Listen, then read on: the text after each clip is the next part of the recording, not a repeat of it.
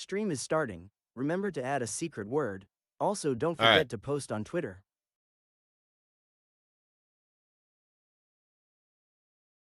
Should be back. We're back. Okay. And possibly more important. So I think maybe Eve, the interaction with Eve was fucking up OBS because I shut down all of my Eve clients and then OBS seems to be working better. So I think we're going to go back to DX11. We tried to play with all the cool new fancy shit that Eve has to offer, but sadly it just blows up everything. So maybe we'll see what we can get in DX11.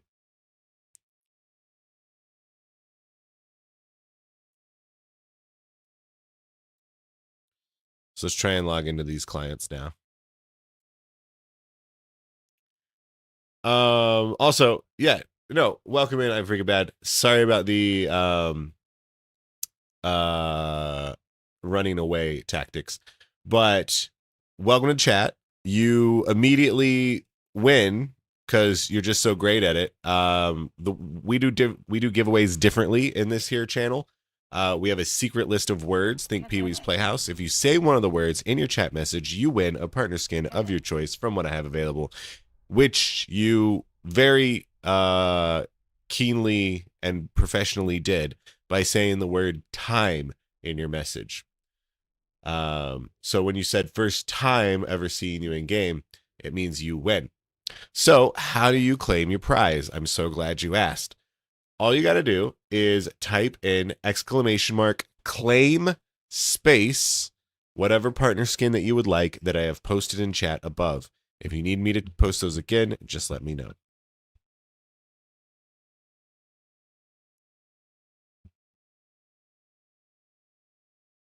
That's right, 3 streams in one day. Again? Yeah, right?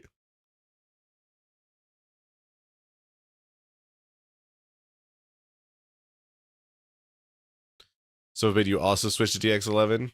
Yeah. Yeah, the new changes just are not working out well.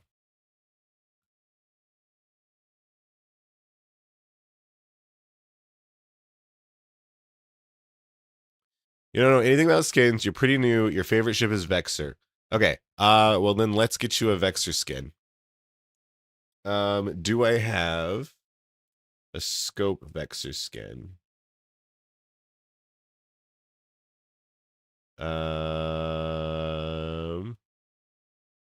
No. But okay. We're gonna do a special delivery. Connecting. I have to imagine I have a Vexor skin. If I don't have one, maybe I'll give you something different. A prospector? What the fuck is a prospector, bruv?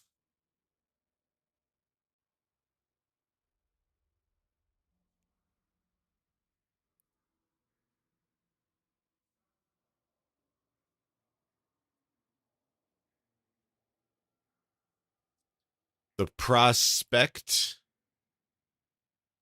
That's what it's called, right? Now I'm confusing myself.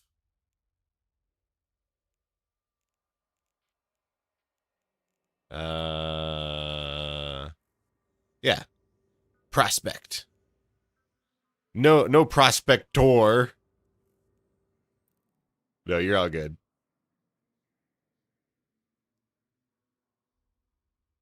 You like mining? So you're not weird for liking mining. Mining is a fun, chill activity. The only problem with it is that it's such a fucking noob trap because the way the game is set up means that you are going to waste away if you are a miner as a new player. It is an in-game activity that looks like it might be able to be done decently as not an in-game player. And like, if you just want to mine and chill and hang out with some friends, there's nothing wrong with that. play the game in the most fun way possible. It's not all about iskies, but just realize that mining basically gives you no money. It's a zero money activity, even though it might look like there's money involved with it. It's there's not actually. The numbers are so small that they might as well be zero.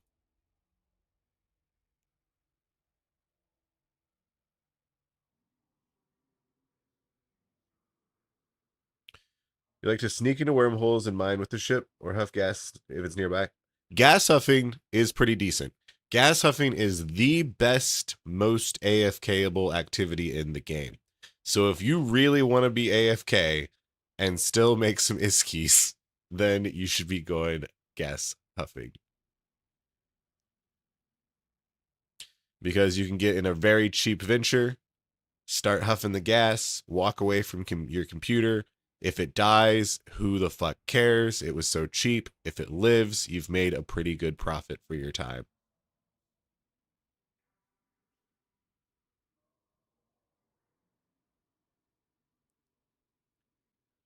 So the real money with mine is in multi-boxing, unfortunately. Yes. Multi-boxing with a proper setup and in an area that is properly secured and has lucrative rocks, i.e. nullsec.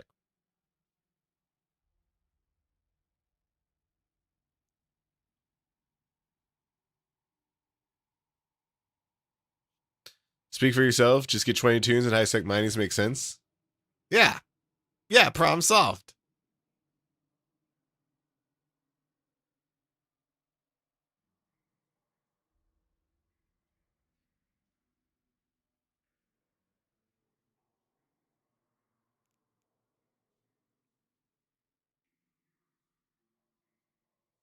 Yeah, as long as you can afford, what's it, like 3 billion ISK a month for Plex.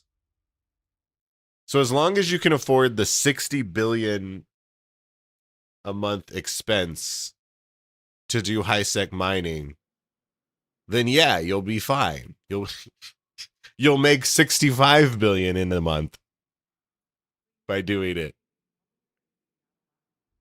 That's profit, right?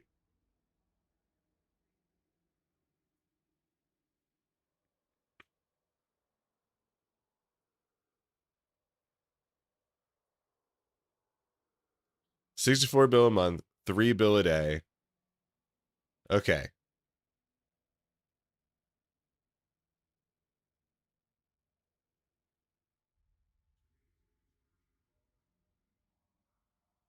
21 twos can clear an ice belt in 1 hour, 1 billion hour.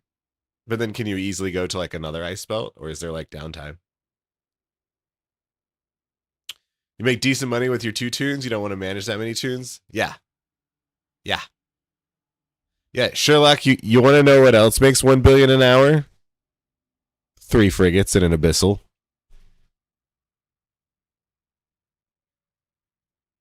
1/7 the amount of characters.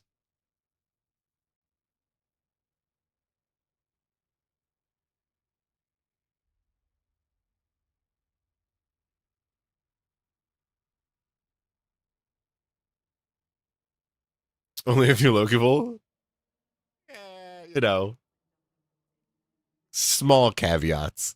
I saw it on the internet. It must be always true for everyone.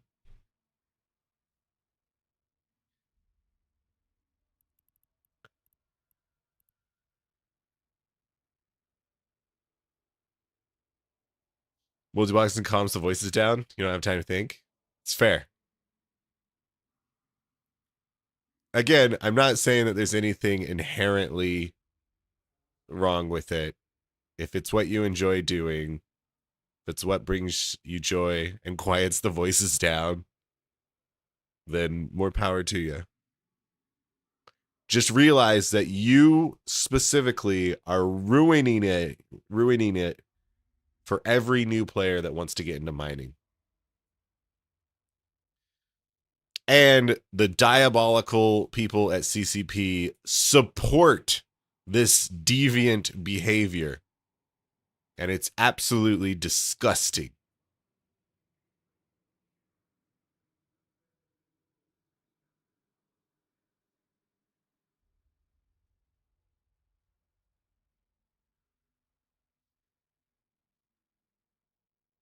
Oh, yeah. You just changed your in-game name to Nth. You might want to fix that. Um, and also, you don't need to give me ships for giveaways. You're poor. I'm not.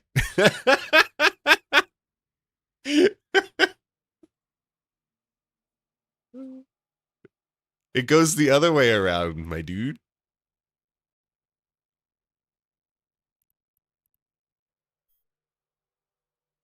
Okay, you wanted a Vexer.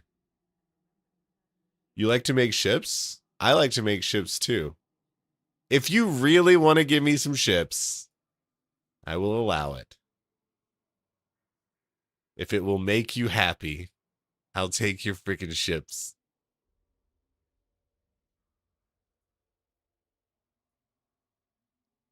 We can trade.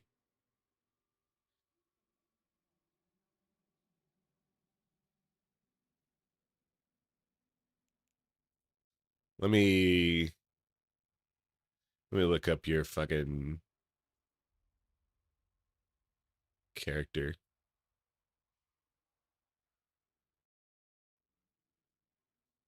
Build some punishers.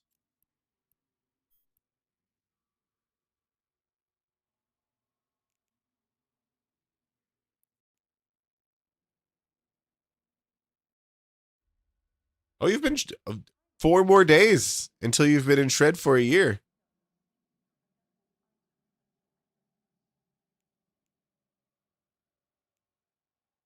That's pretty cool.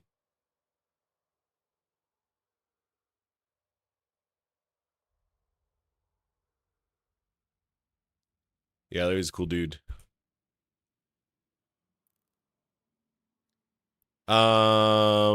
Okay. Which Vexer do you want?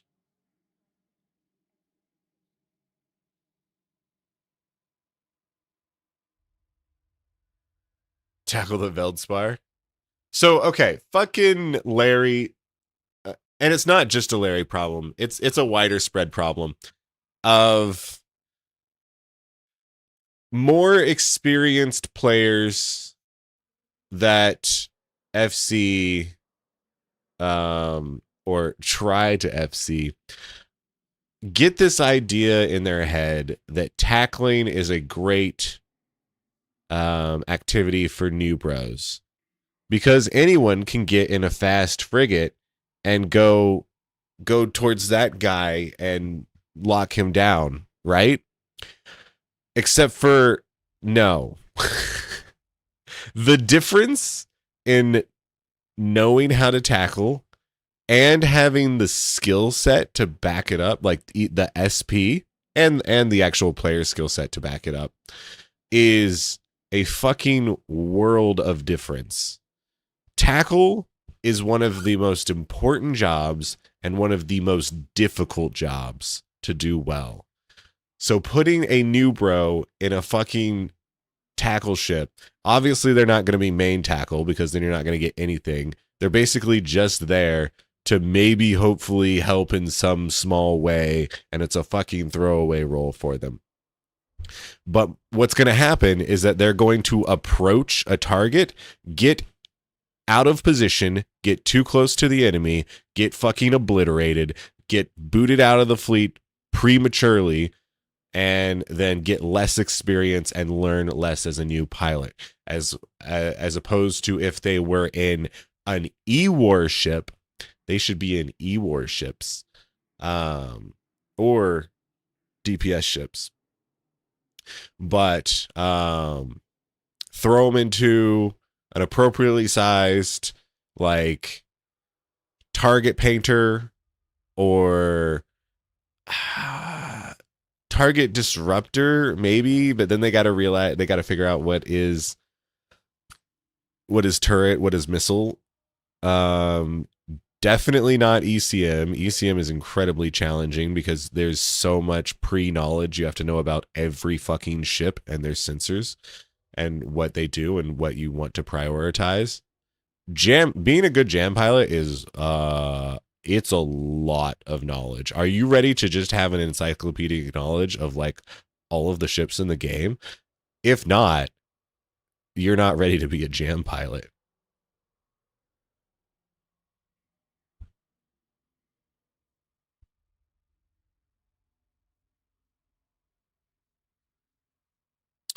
But like a sensor dampener, um, a C booster. Even though maybe boosting wouldn't be the most fun thing to do because people want to kill, right? People want to be helpful on the killing portion and not the helping portion. But also just put them in a fucking DPS ship, even though they're not doing a whole lot of DPS. Like it means they're being more, they're learning how to be more part of the fleet. And I guess it depends on what kind of fleet you're in, because if you're in a fucking F1 monkey fleet, then again, if you're in an F1 monkey fleet, you're already lost. There's nothing that fleet's gonna be helpful for. What's my in-game name? Right now I'm on Pilgrim 1.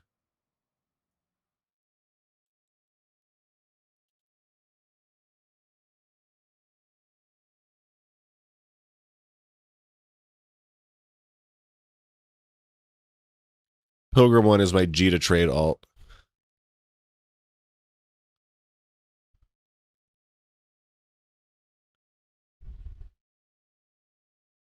Remy says they can easily dual jackdaws and T6s. Oh, is that after the resistance changes?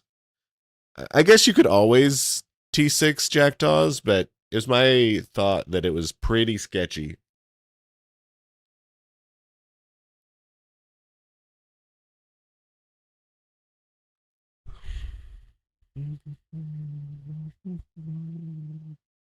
Oh, also, yeah, speaking of ship trades, yesterday I traded, I had a friend that has an Anshar that he's been looking to get rid of. So I traded him his Anshar for 40 Tengus, which works out to be appropriately like priced for both of us, but yeah, just casually trading 40 Tengus. No big deal. It's fine.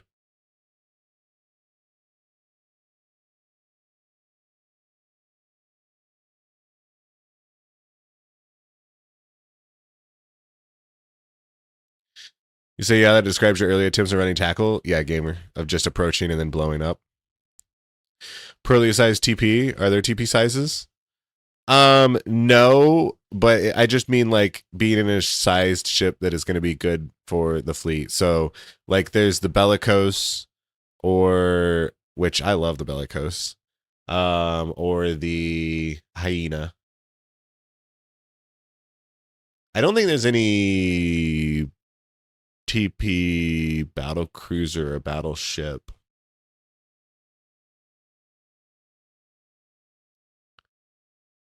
And if you're a new bro, you're not going to be flying a fucking Rapier.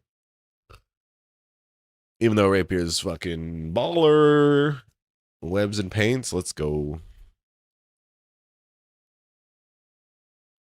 Just in the math, been in your current corp 1913 days, but really 1940, since all the time out recently was defense for corp structures. Ah.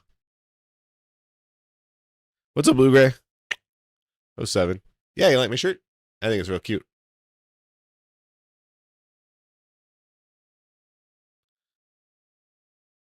The number 1. While the resist were nerfed, Loki dragged a CCPer that had no idea what he was doing through a few T6s. Oh, cool.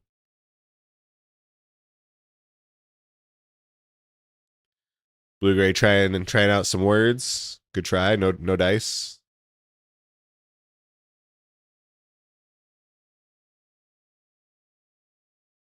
Yeah, I have two characters that can run the jackdaws. The only issue is that my jackdaws are in my wormhole and my jackdaw pilots are not in my wormhole.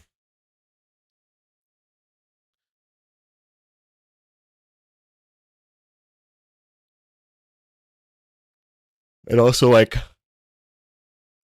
I do abyssals infrequently enough slash have terrible memory enough that remembering all of the things that I need to successfully run them can be a bit of a challenge.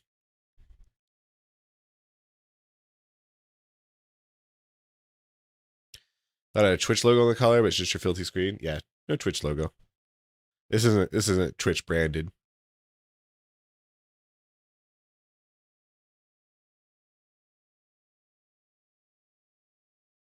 Oh, you're right. Golem and Phoenix Navy issue. I don't does regular Phoenix have them too? Probably. Yeah. Just put your new bro in a Phoenix Navy issue. He's gonna paint so good.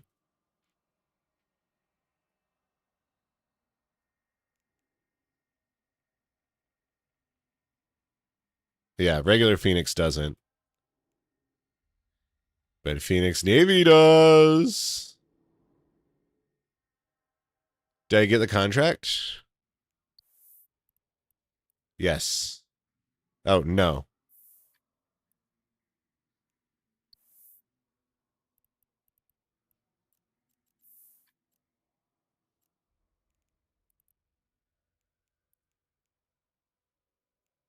No. I don't have a contract.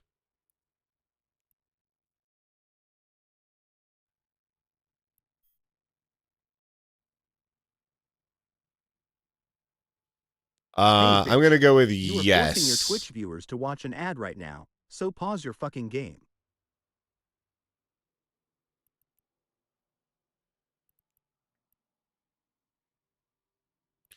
Also, which skin do you want?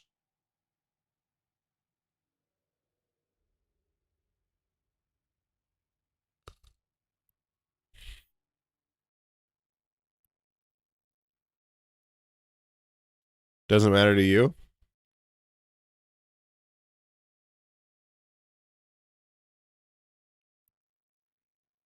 I'll give you the Sakura.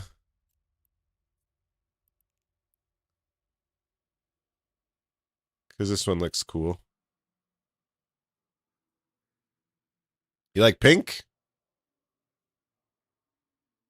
That's cool? Alright.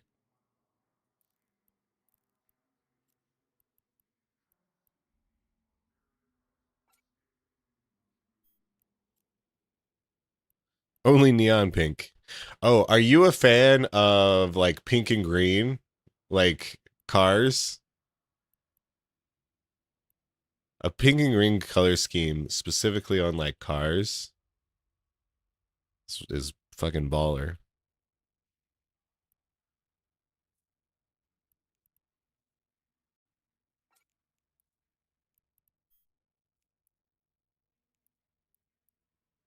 All right. There you go. Thanks for playing. Thanks for winning. While I'm on Pilgrim One, let me go ahead and contract all these things.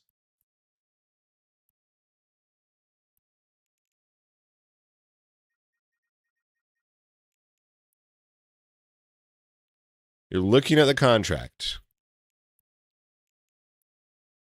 Okay.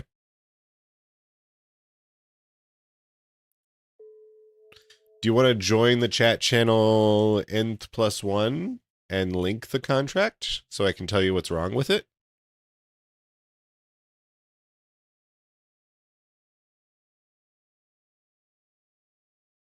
Did I mention the notes, the scope, Carnage Peaks, and Providence and Losec yet? No. Should I look into it?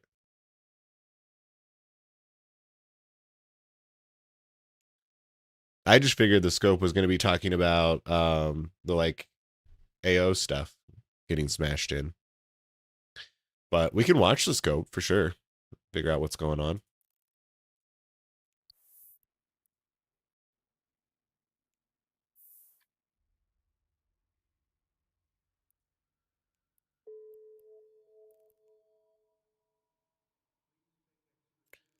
Okay.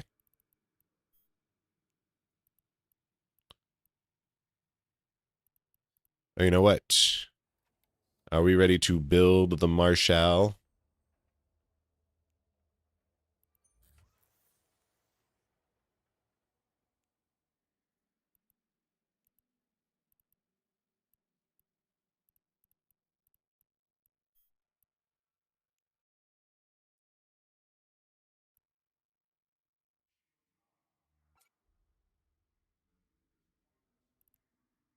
Oh, we actually transferred the fucking blocks. But yes.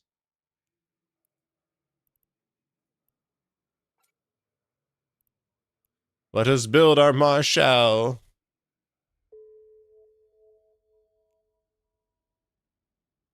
I need money.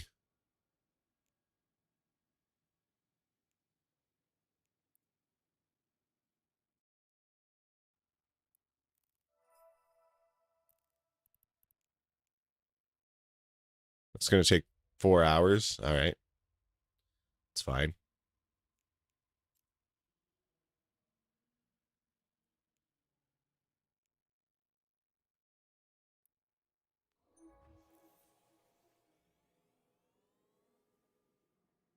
The AI voice called Snuffed Out. Stuffed Out. Aw. Reminds me of like Stuffies. Stuffies. Stuffies Out. That's a way cuter alliance than fucking Snuffed Out. Stuffies Out.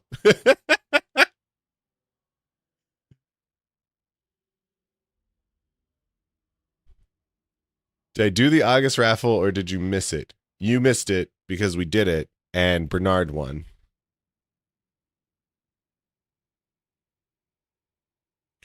You found the problem. It's Pilgrim 1, not Pilgrim 1. Yes. Now I should have it. I have it. Punishers. Let's go. Let's go.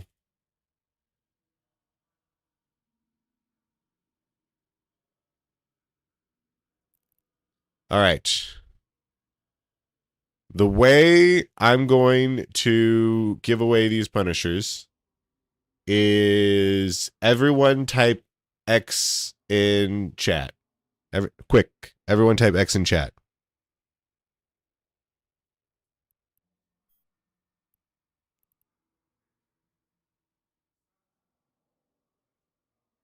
Hey, you there. Thank you for the follow.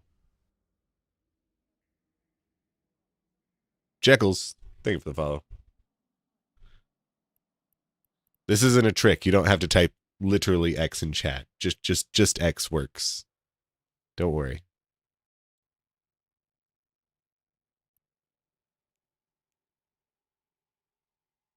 Literally X in chat. Oh god. Oh god.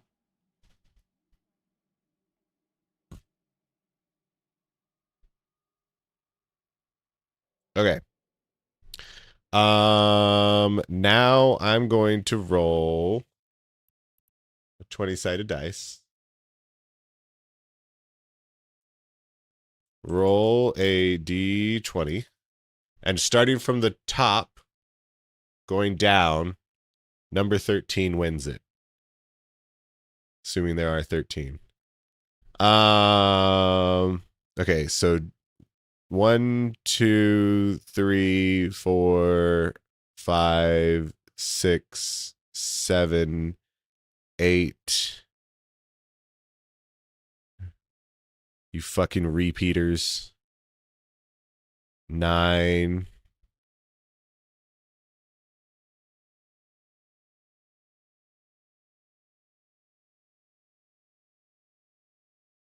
Okay, there wasn't that many. Okay.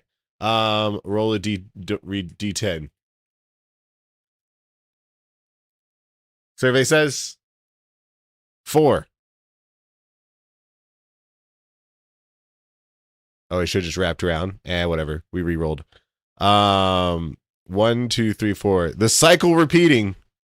Congratulations, the cycle repeating. Let me get your in-game name. You are the winner of 4 fabulous punishers.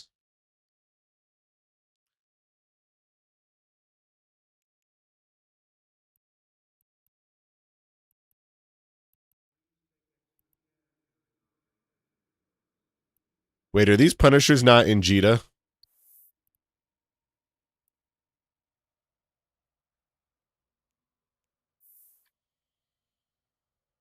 Whatever, they're not my problem anymore.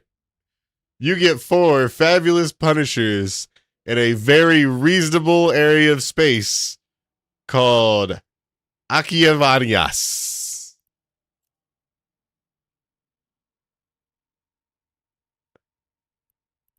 Oh, this is a new player place.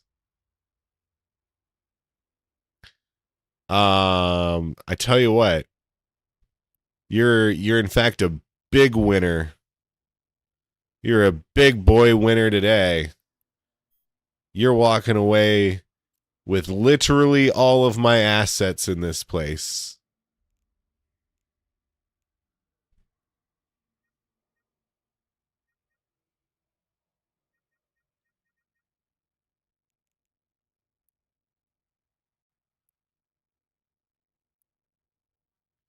Don't spin them all in one place. There are badgers there. So you can even transport some of these ships away if you wanted to. Oh, there's even some Veldspar. 1,000 Veldspar as well. Let's go. Hidden in a badger. Yeah. Congratulations. And a 5% damage Terran. Wonder how that happened.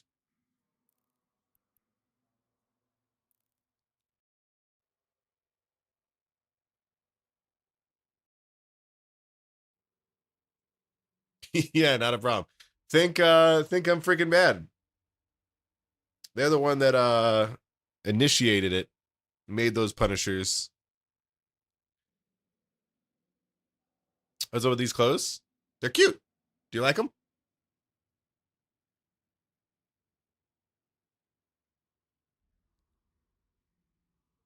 You can contract broken ships. New gag gift idea. I mean, they're damaged, not broken. Okay, damaged goods, not broken. They can be fixed. Your grandma style? Your grandma got good style then. What is the best space to explore and hack sites? So Jekyll's right now, the fucking salvage market is in an absolute hellhole that I don't want to talk about it at all. So I'm not going to, except for to say that at least previously, Garistas was, in my opinion, the best. Some people may argue with me and say Sancha is the best, but both of those are really good. But the true secret winner, and actually still probably the current true secret winner, is Drone Lands. Because in Drone Lands, you get relic sites that can give you any kind of salvage. You get data sites that can escalate into incredibly lucrative. We're talking billions of ISK escalations, and you get more, or at least easier to find, covert ghost sites, because the covert ghost sites show up as level 1 combat signatures in drone space. So it's kind of a trifecta of glory.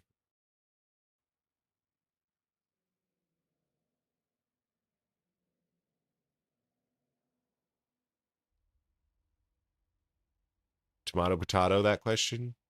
What? Oh, with broken and damaged.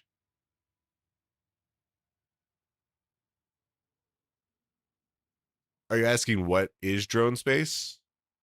Or what are you asking, Buka?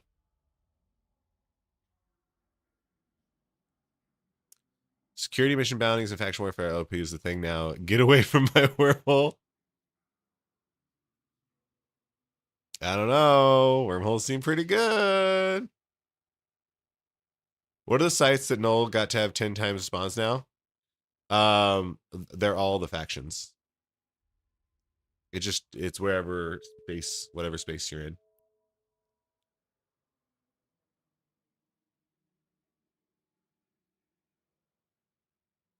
Coming back from being gone for 7 years, trying to make some iskies.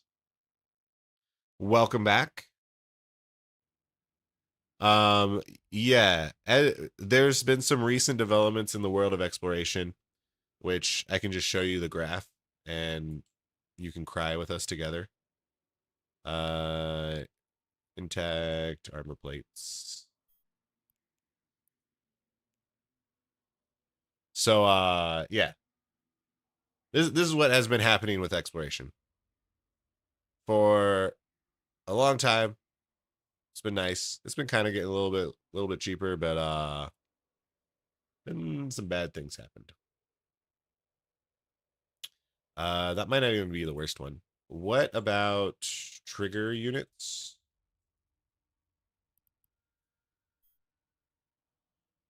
Oh no, trigger units spiked heavily and now are reasonable again.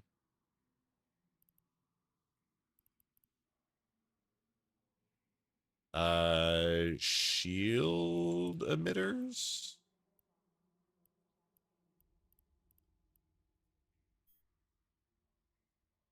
That one's kind of flatline.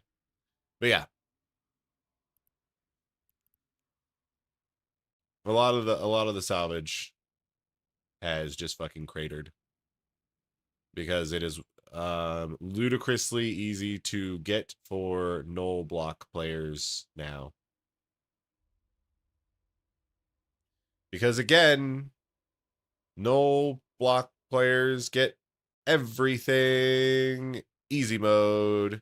If you want to play Eve in the easiest, most brain dead fucking way possible, while also getting to pretend that you're the hardcore elite, then join a null block.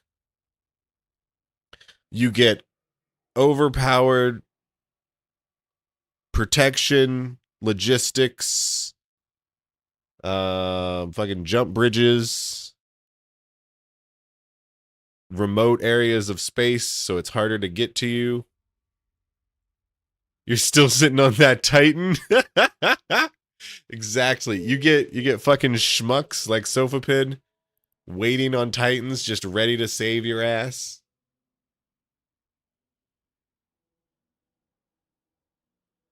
Fucking hot drop umbrellas, cap umbrellas to protect you.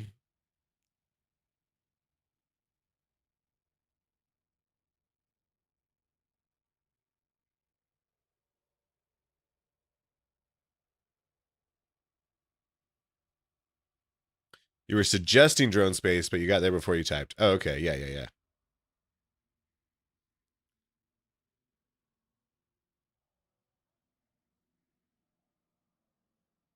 How do you know where drone space is? Is it a couple of regions? Yes. So, is there an easy way to actually answer your question? I could give you the answer of like what is drone space, but I'm going to try and find you a resource that actually outlines and defines the regions.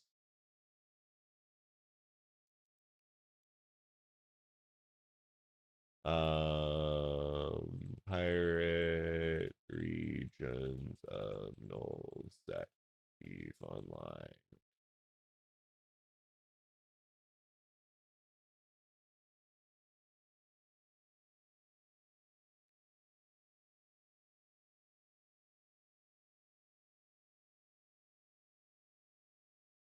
images.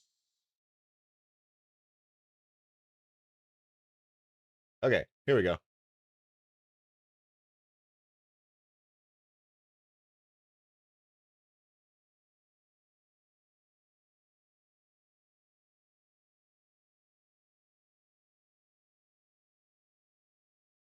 So here is a map with all the places kind of outlined. Also, don't worry about the colors and shit. Those are just the Sov territories of some period of time. That doesn't matter.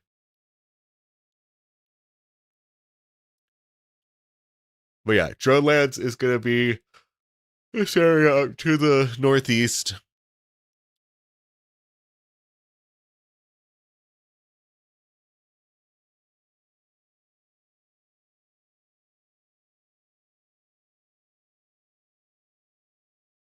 And it's where you're going to, find drone NPCs.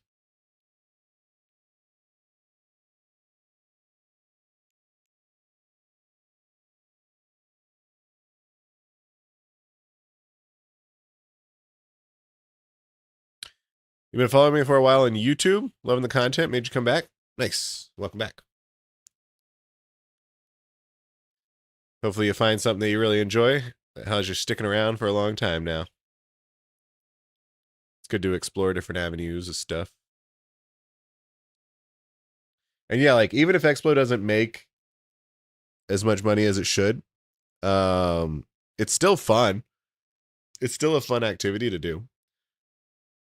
It'll still get you back in the swing of things. So I still kind of recommend it through that lens.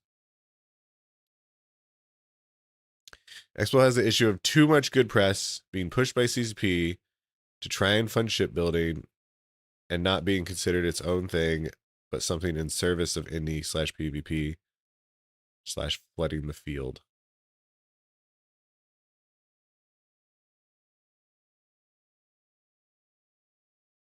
I don't know. I feel like Explo is its own thing. Honestly, because like when I do Explo, I really don't care about like the things that I'm getting or making things. Oh, hold on, I'm getting a call. Probably useless, but we'll find out.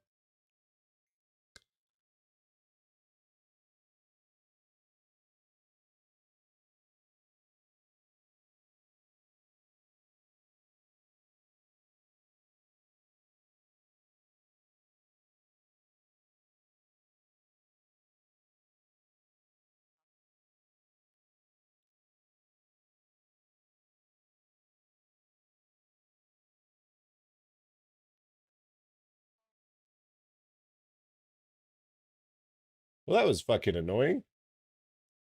They debated me.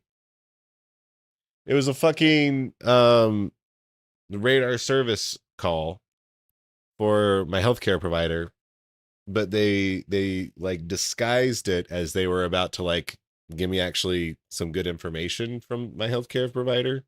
But no, it was just like, oh, do you wanna answer some fucking questions? I'm like, no, I do not.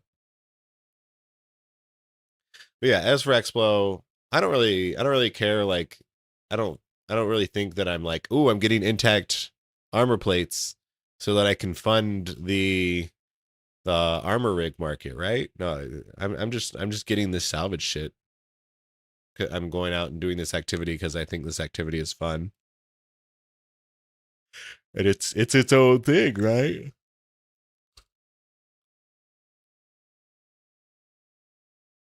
I am kind of curious though, like how much salvage comes from Explo versus how much salvage comes from actually salvaging things.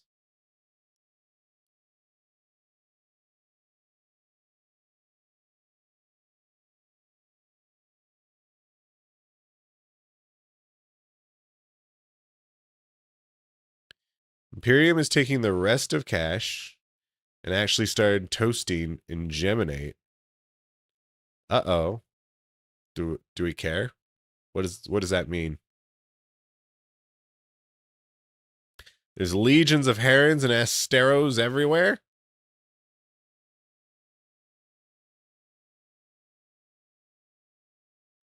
You can go read things if inappropriate to ask here. Just don't recall it being clarified before.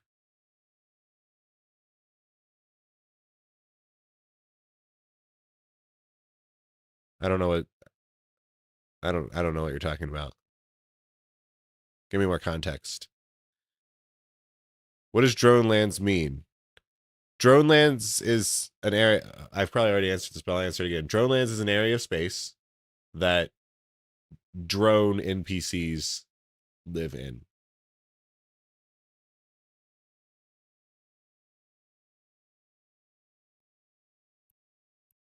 So basically, the lore is that the fake lore, but the fun lore is that evil capsuleers were bad drone parents and left their drones behind to rot in the cold abyss of space, and they eventually corrupted themselves and gained sentience, and then they started multiplying themselves, and so now they are the rogue drones, and these drones live in the drone lands, which is an area of nullsec, but also capsuleer corporations and whatnot have also pioneered this area of nullsec. But basically, there are distinct kind of areas of space. Whereas, like, think of it as like two different like layers, right? You have where all the different NPCs live, and then you have where all of the different groups of capsuleers live. So, um, like fraternity is going to be living in the Garistas area of space primarily, but maybe they also have some Serpentis territory, I think, probably.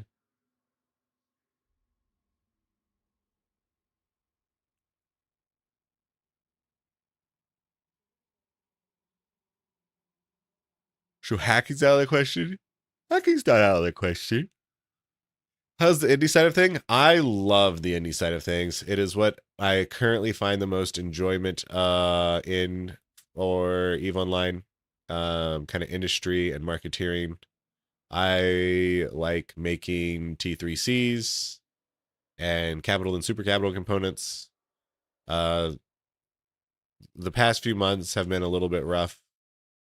I think primarily the last month, maybe. I don't know. The summer slump. Summer slump is just a term to describe that every summer, Eve gets a little bit more dead than it is in the winter. And so trying to produce and get through things is a little bit slower, a little bit less lucrative. Um, but it's still fun.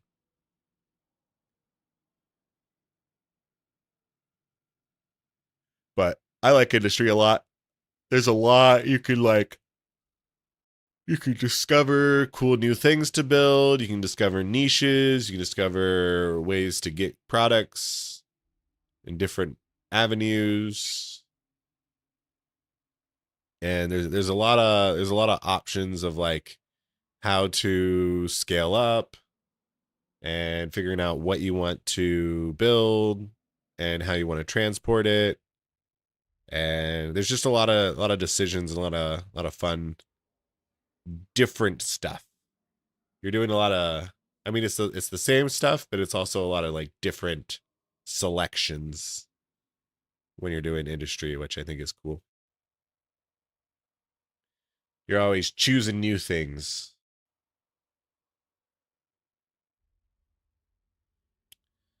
You dropped from Pochven to Drone Lands the other day. Sadly, you were in a Kiki for PvP and not Explo. I mean, you could PvP in Drone Lands too. High-Sec buyback is shutting down? Really? Why is that?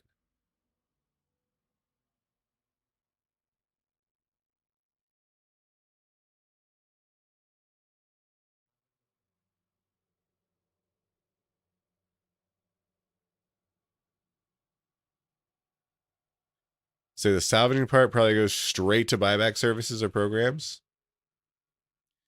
Yeah, but I mean,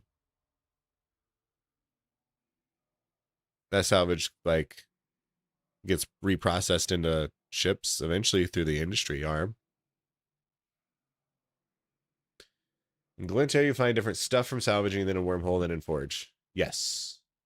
Yeah. Also, all the different regions have different salvages.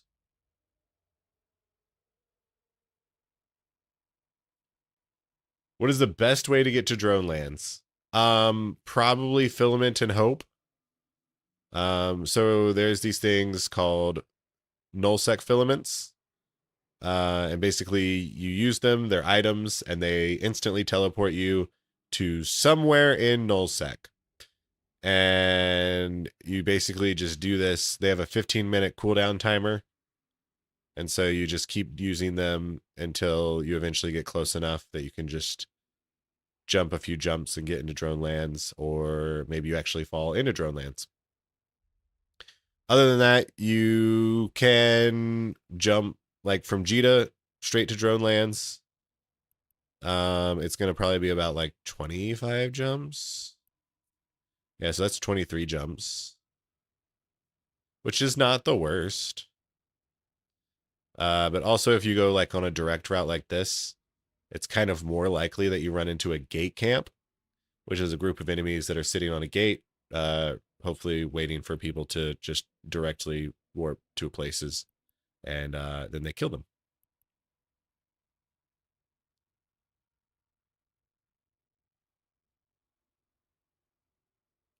Should you feel bad? No. I don't know what you're going to feel bad for, but I'm going to go with no, you shouldn't feel bad. Hey, welcome from America. Good to have some Russian love.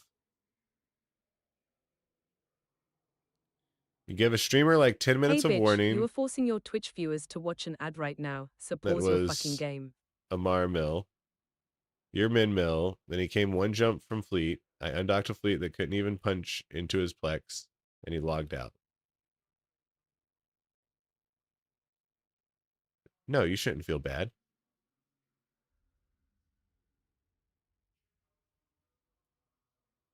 What? Yeah, who cares? You basically didn't interact with him at all, per se, because if you had a fleet that can't go into his Plex, why would he care at all? And like, if anything, you're fucking both in faction warfare. You should want to fight each other. You should have been like, hey, I'm in MR mill and I'm one jump from you. You want to fight, mate? And he should have been like, yeah, mate. Let's fucking do it.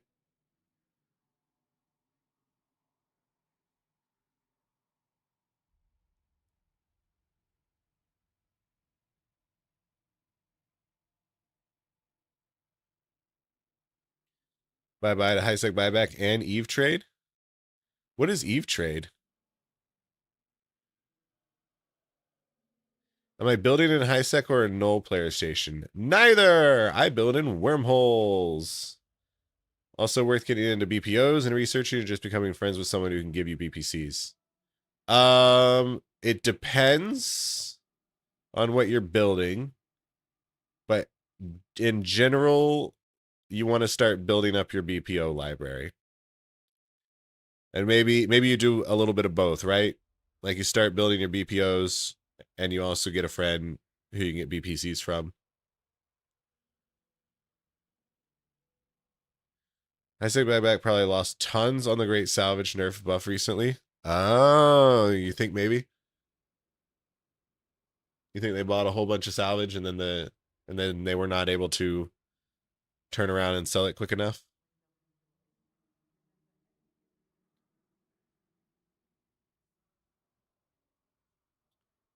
This is a great time to revisit Guru. I don't know why you say revisit Guru as if like we don't actively have Guru open. Don't worry, we'll talk about Guru.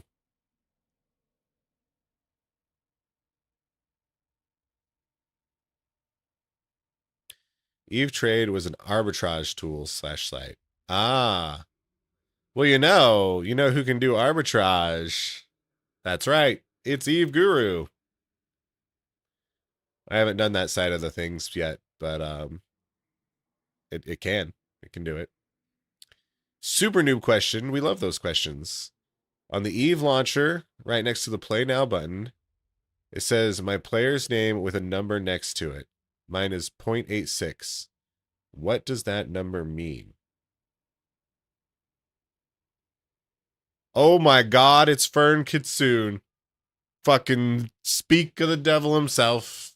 And he's lurking. If you guys don't know, Fern is the lovely one of the creators of Eve Guru.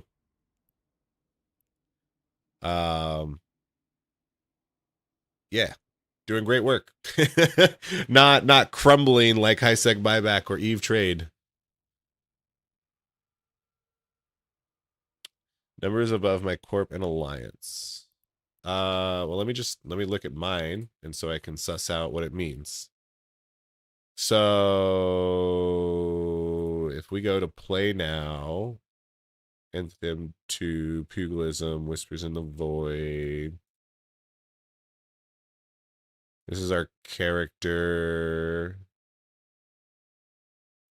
You're saying you have a number right next to the player's head? Okay. It means your fucking number's up. It means your time is nigh. I'm sorry, bruv. You're done for. You're cooked. Especially with like a decimal number. Uh-oh. Uh-oh.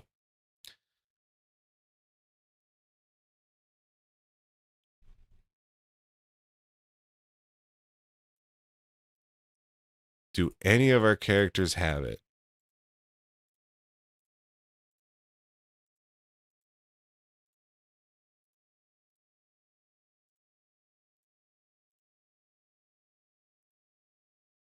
Nope.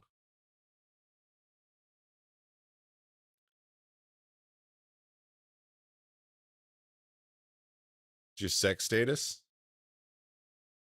But I should have sex status. My characters do have sex status. Expand the size of the launcher? Oh, I mean, the size is pretty big. Oh, okay.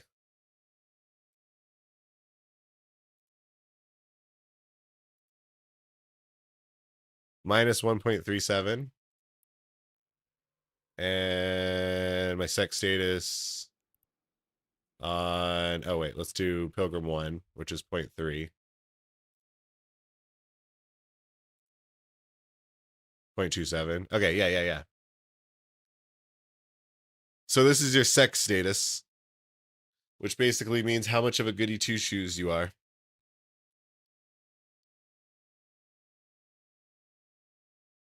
So it being positive means you're a good boy. You're a good boy. You wouldn't dare to hurt someone, especially not pod someone in low sec.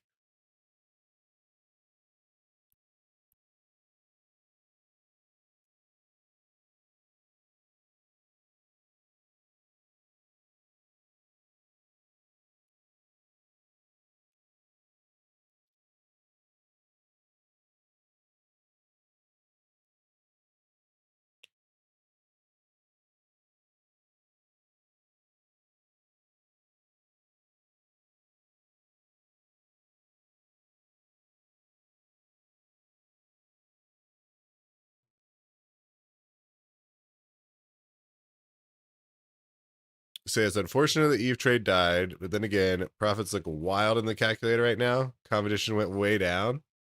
So you're saying now's a great time to get involved in that module.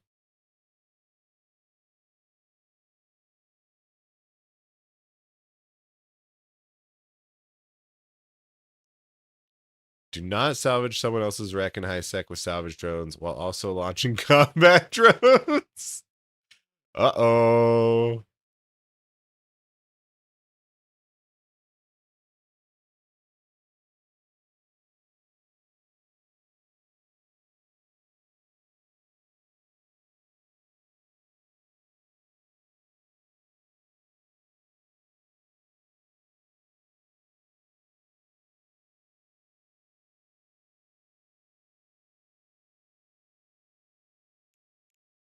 I mean, if you ask me, having negative sex status is that's pretty sexy.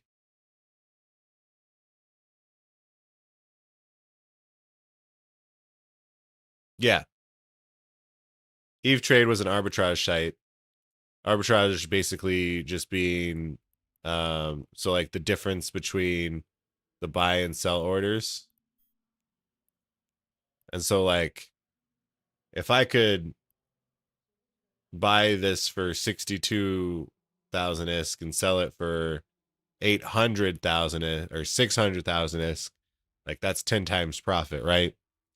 But you need also some tools, some historical data to actually figure out like, will it actually be able to be bought and sold at this amount? How many of them will be able to be bought and sold at that amount?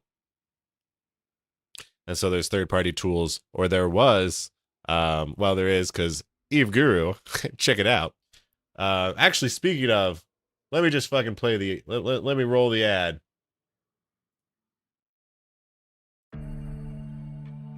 Eve is hard.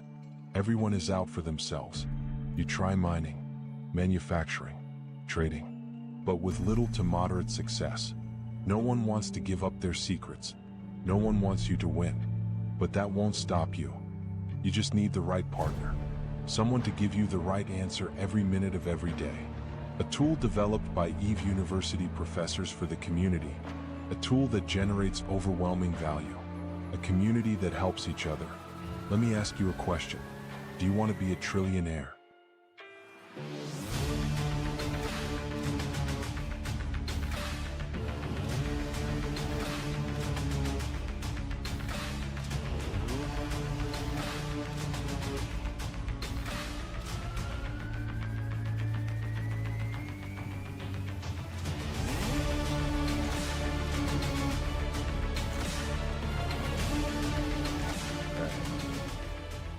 So yeah, Eve Guru is a wonderful third-party application that I love that helps me. I primarily use it for the industry area, so it helps me figure out what I want to build and how to build it. Helps me figure out the shopping list. I like that feature a lot. And you can try Eve Guru for free for a month. And then after that, it's only 200 million ISK a month, which easily recoups its costs if you ask me. And you can also get your first month cheaper by using code nth dimensional. Or maybe it's just nth. I think it's nth dimensional though, because Fern hates me and won't let me use the 3-letter word. You think it's just nth? I think we went back and forth on this.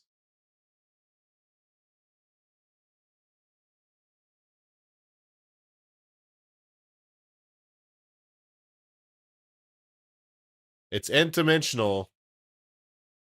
I'm gonna change it to nth. Oh, I can't change it to nth. Maybe Fern could fix it for me.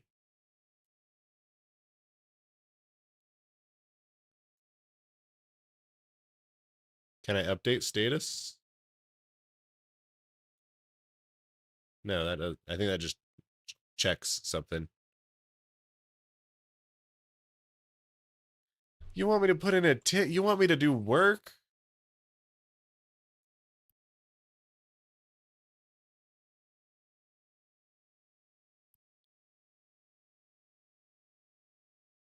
Yo, Ballad of a Paralyzed Citizen. Yeah. So we are. Oh, wait. I'm gonna pretend. Yeah, I'm a huge fan of The Faint. I love listening to Ballad of a Paralyzed Citizen all the time. Definitely didn't just randomly come up in my Spotify, just randomly selecting songs. I mean, it was a good song. It was I enjoyed it. It's kind of just nice little background stuff.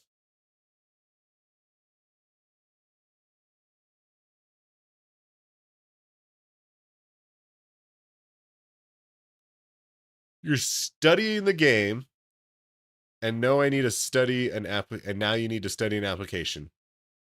Yes, Silico. It runs deep.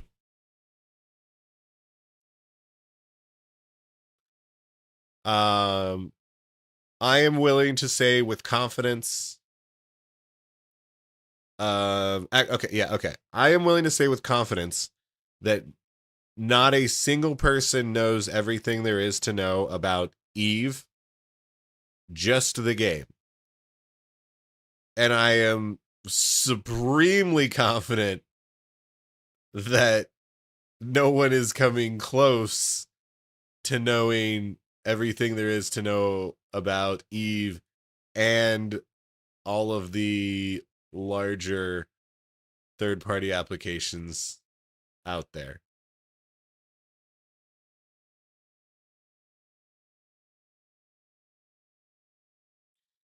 And I say that as someone, I'm gonna toot my own fucking horn here and say I'm in the 98th percentile of knowledgeable Eve players. I think I know more about Eve than 99 percentile.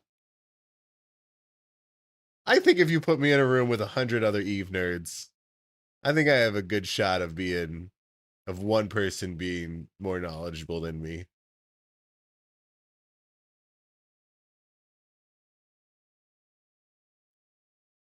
Especially, like, we're not talking about, like, like, if you put me in a room with 100 FanFest people, odds are going to be a little bit more skewed.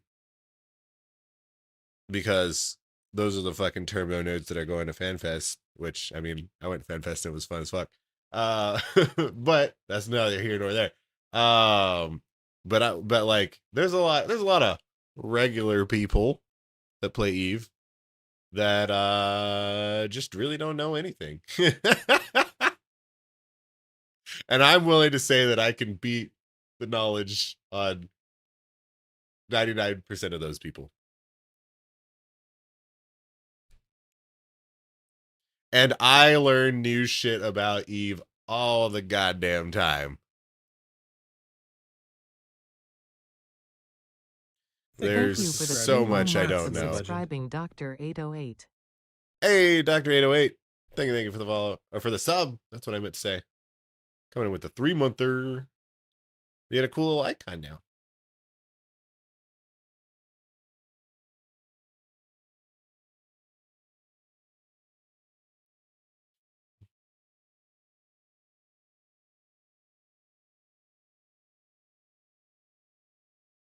I am a top nerd. Hell yeah. But I'm going to FanFest next year. Oh yeah, congratulations. It's gonna be fun as fuck. It just means that you are more likely to know, to be more knowledgeable about Eve than other people are. That's all. I am not going to FanFest next year. Unless wild, crazy shit happens. Basically, unless I somehow get basically all the way comped to go. Which, if that does happen, I would fucking go in a heartbeat. It's purely just a money problem.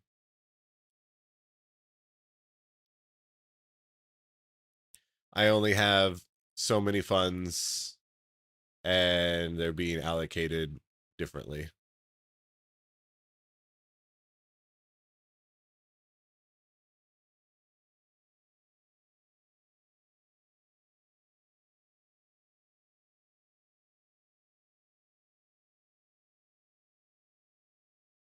You want to get in on Guru ASAP and learn about contracting, hauling to sort stuff out? Yeah.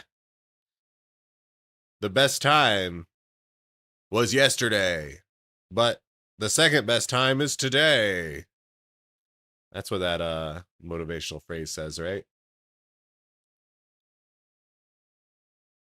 all you do is haul, but it's been months since you were ganked, congratulations. I do a bit of hauling myself when I need to haul my goods from the wormhole to Jita. And basically every time I do it, it seems to get scarier and scarier, but also less and less scary. Because I am now basically like the past number of times that I've done it, I have done record breaking amounts of hauls. But the thing is, I have not been ganked in quite a while, to the point where I think like it depends on what actual ship they gank and when they gank it, but it's a realistic scenario that I lose a value that is like 50 times higher than my previous largest loss. Maybe not 50 times. I'd have to figure out what my largest loss is.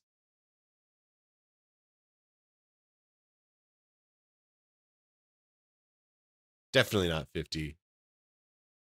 But like 10 times.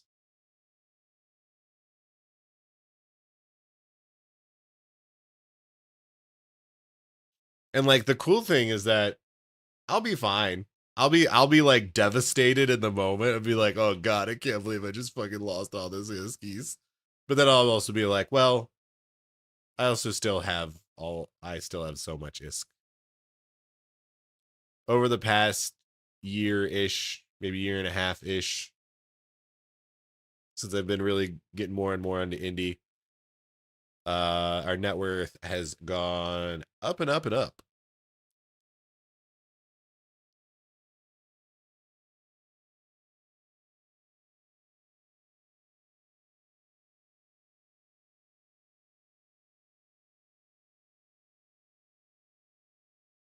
Say high sec is obviously the scariest hauling territory, but you've learned all the tricks. Yeah. Yeah, for sure. Like, I'm very safe, as safe and secure as I can be when I do my hauls. I never like to do anything more than like, depends on how much I'm hauling, what the value is I'm hauling, but I never like to do like more than 5 jumps if it's a really heavy haul. And so like I'll just wait for a good Jita hole.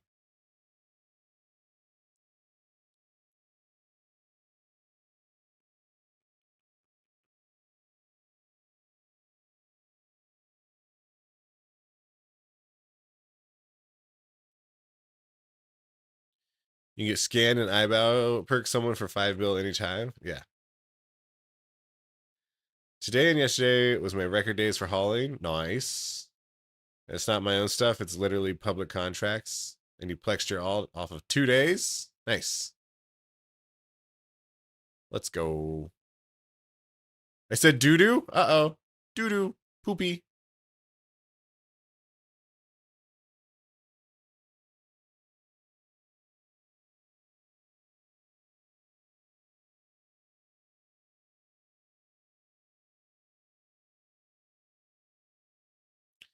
All right. And actually, speaking of hauling, I actually did my hauling run immediately prior to this stream. So we actually need to process all the stuff that we brought back.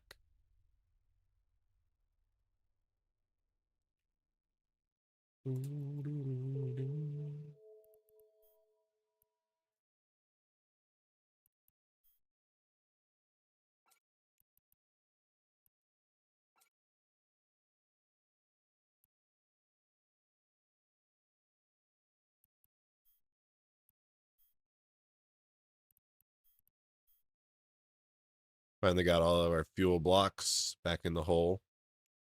Shit's heavy, yo.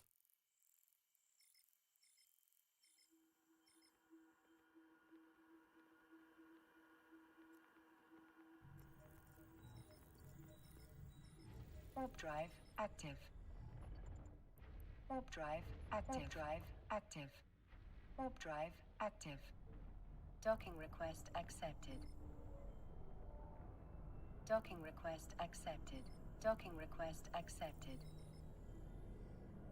Docking request accepted. And so also we purchased all of the salvage to make a structure rig,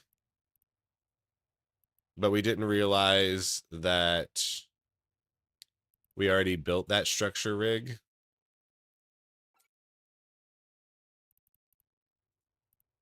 So we're kind of just going to be holding on to those. And then if that structure rig sells quickly, we can always remake it quickly again. But I think what's more likely to happen is that we're going to save that salvage and then just piece it off on smaller rigs. Because the structure rig that we're make is it's cost like 30 billion. And so they sell slowly.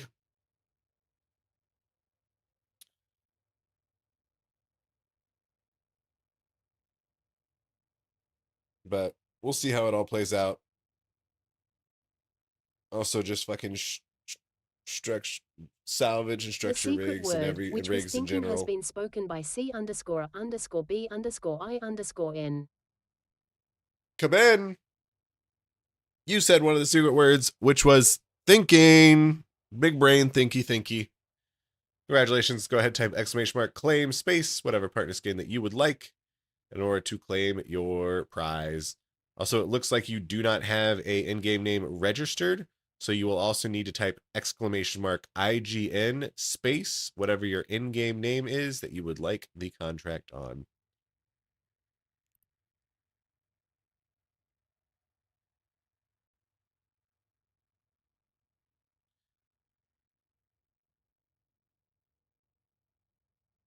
As for your actual comment, it said, if you have 2 dedicated gaming monitors, am I dumb for just not thinking Eve preview is necessary, or am I missing something?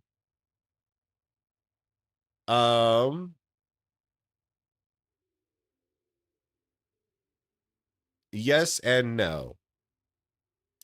So you do when you have 2 monitors, right? You do gain a benefit in that you get to see in your periphery a larger version of your other account, right?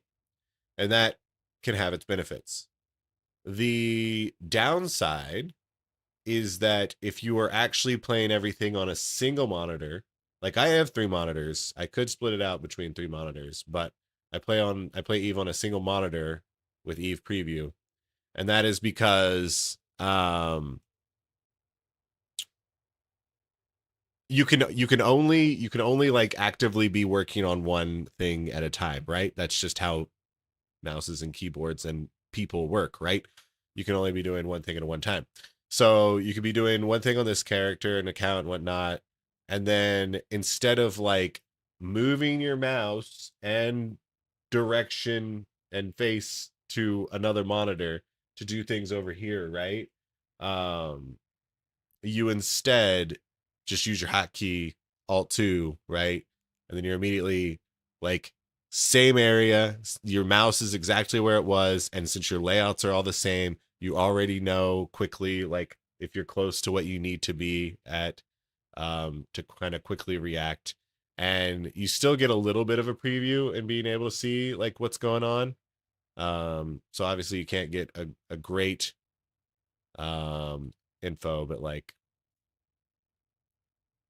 I find it's better. I find I like the trade-offs more of going single monitor with Evo preview as opposed to multi-monitor. But do whatever you want to do. Do what you find is more enjoyable and better for you. There's pros and cons for both.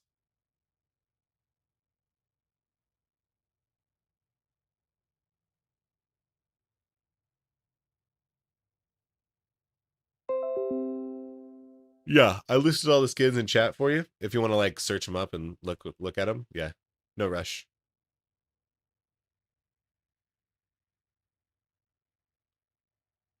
Frinkitsu has 3 widescreens, so you don't need Eve Preview.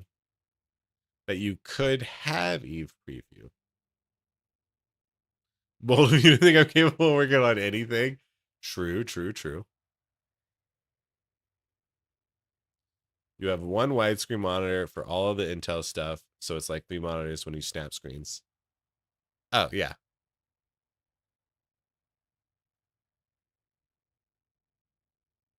There's also, yeah, those like wide monitors for sure. Also, oh, wait. I just noticed our fucking camera is not where it should be because we moved it when we were doing it when we were watching Oz. All of our fucking intel, all of our chat intel is leaked this whole stream. Oh god. Think of our secrets that we give away. But also more importantly, you guys can now see that it's garbage day. Don't forget to take out your garbage, everybody. It's garbage day. And if it's not garbage day for you, then I feel bad for you, son, because it means you don't get the notification of watching the stream and getting to know that it's garbage day. But also what comes along with garbage day is the one and only it's past Tuesday day, which means on all of your Omega you are accounts, forcing your Twitch viewers to watch an you ad can right watch an now. ad. So pause your fucking No, game. you can get your free 15,000 skill points before the ad plays. Free 15,000 skill points. Go, go, go, go.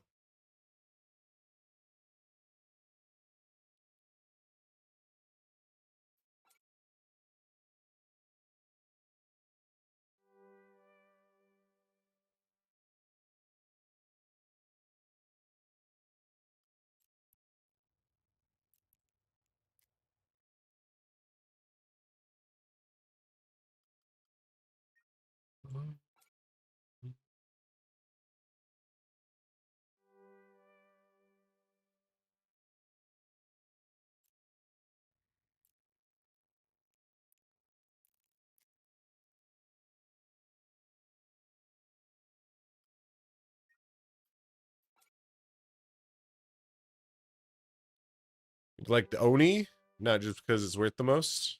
Oh, that's fine. If you just said, give me the one that's worth the most, that's a valid tactic. I don't give a fuck. You won. You can have whatever you want.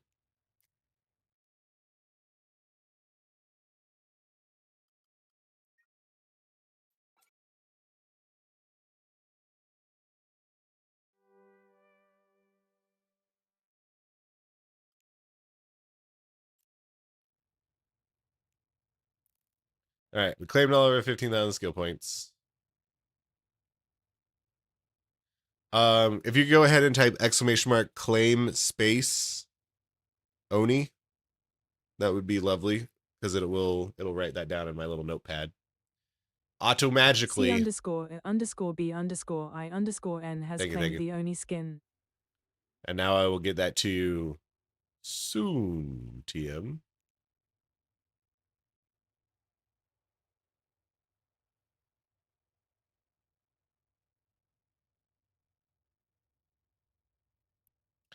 Also, welcome back from the ad break. If you guys didn't see, I just reminded you that it's free 15,000 skill point day. So make sure you claim your free 15,000 skill points.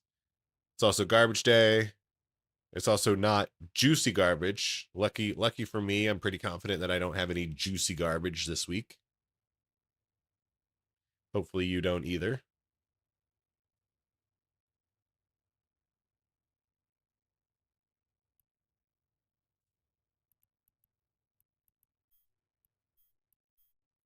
All right. It's time to deliver our jobs for industry. So we got some intact hull sections. We are making some Loki BPCs here. And we need to successfully make 10 of them. And so far we have made 3 of them. Not great. Not the greatest thing in the world. Let me go ahead and put in some more.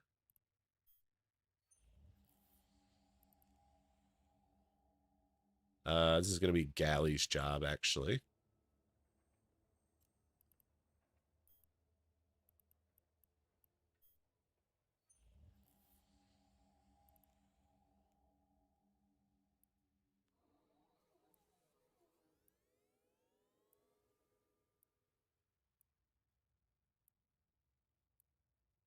So we need 7. So we actually need to beat the odds. There's a 41% chance to succeed. And we have 13 of them.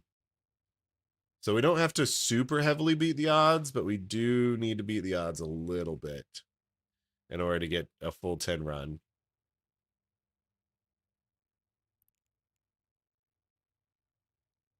And if we don't get a full 10 run, then we're gonna have to like do weird supplemental shit with Tengus, and it's gonna fucking ruin our life. And so we're just gonna try to avoid that. Next is we are delivering T3C components. These are the parts to make the T3C holes. And some reactions, which also are going to be going into these components, because we're going to make more components for more T3Cs so that we can sell them, so we can buy gases for more reactions, for more components, for more T3Cs, for more gases. Rinse, repeat, ad infinitum, keep growing larger, larger, larger.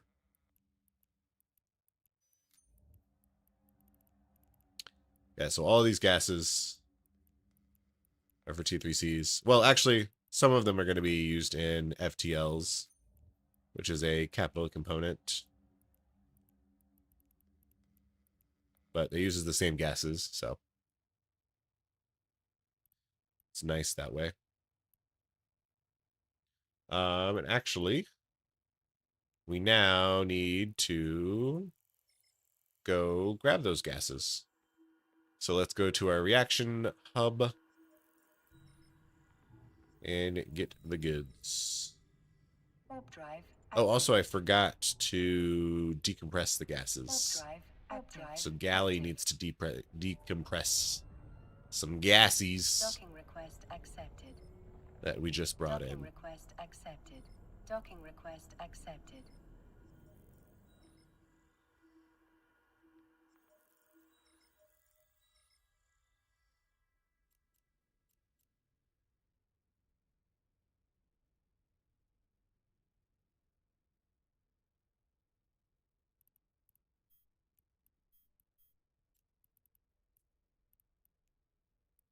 Decompress.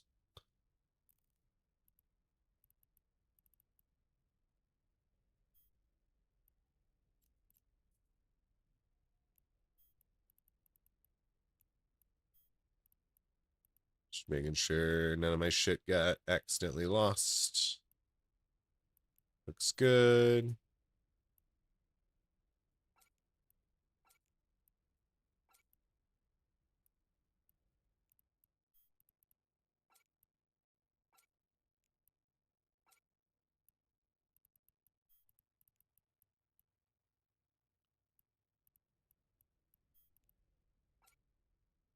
All right. Bring these over to the production hub. You're away? Wow, is that how I discovered T2s? Is that how you discover? What do you... No. I'm going to need a little bit more context. Active. Warp drive active. Are you talking about invention? Like to get T2 BPCs? Okay, so yes. Accepted. Yes Docking and no. request accepted. So what we were doing is called invention, which is Docking request the accepted. process that you do to make T2 BPCs. However, the input material is different between T3Cs and T3 or T2s. or any T3 stuff. So T3 stuff you invent off of ancient relics,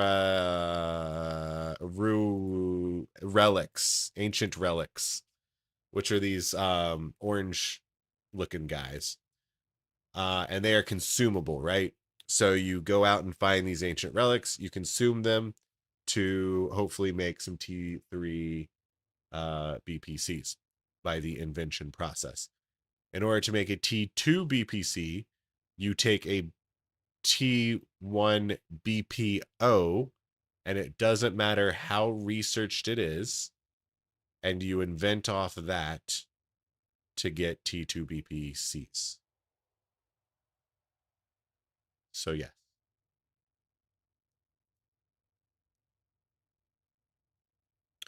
It's interesting how the highest tech ships are of ancient design. Well, yeah, Kaben, it's because Jovian races are the highest tech, but like they went too they went too high tech and they paid the price, and so then they fell into ruins and disarray. But now we're yeah, they dug too deep and greedily, but now we discovered their technology by these wormholes, and now we basically just pilfer them and make our own ships out of them.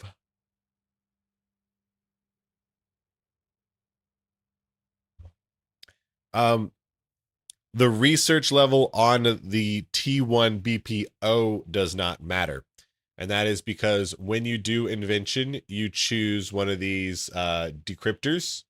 And these decryptors are going to basically determine what your ME and TE and runs are going to be for your T2 BPC. So none of the stats from your original BPO transfer over.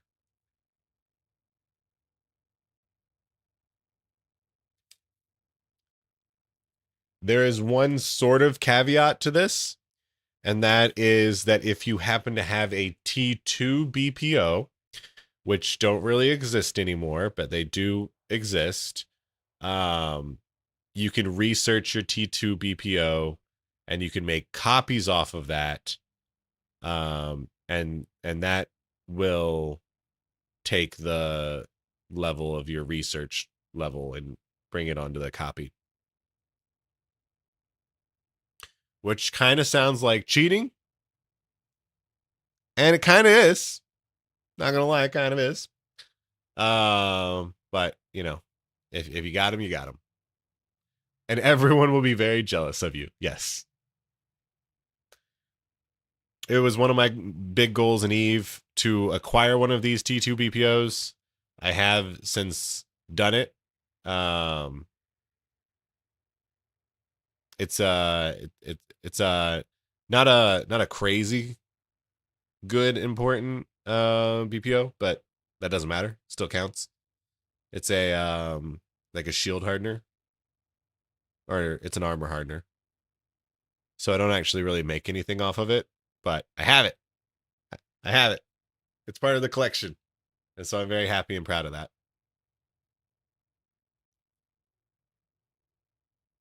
That's right. The 1%.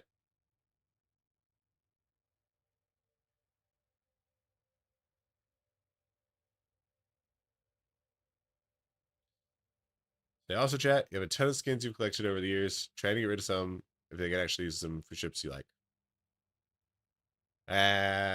Whatever. I mean, if you want. Hey, Convicted. Welcome, welcome. I want to say thanks for all your videos. Your topics are toned and much appreciated. Yes, let's go. I'm glad you appreciate them. Thanks for saying hi, and thanks for hanging out.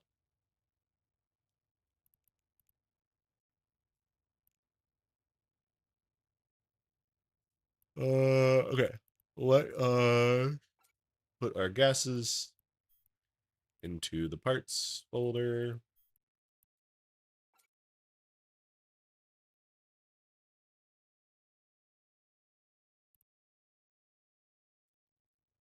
Yeah. I have a lot of skins as well, and I need to have like a streamathon or something, and just give out like all of them. We'll do it one day. Ooh.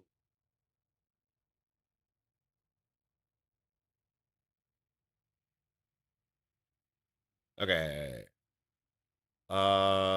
Let's start making shit. So, step 1, protection cells. Can I make any protection cells? I'm pretty confident no. But I should maybe start reacting some of this stuff.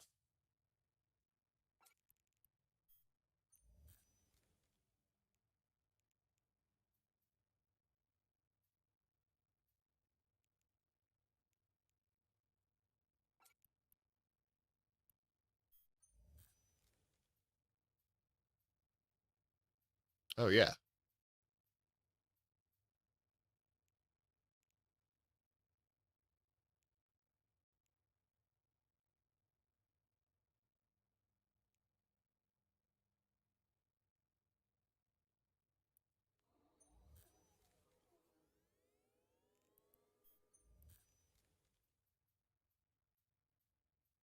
Let's react to all the enhancers we can.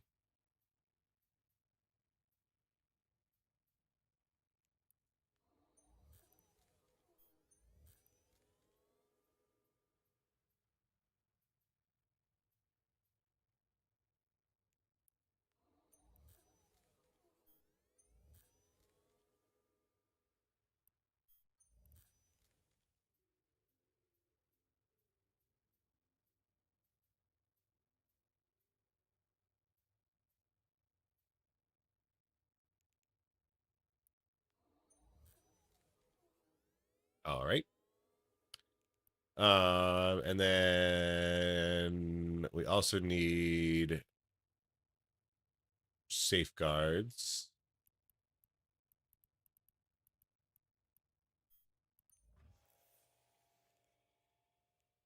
So we need to make some genetic stuff.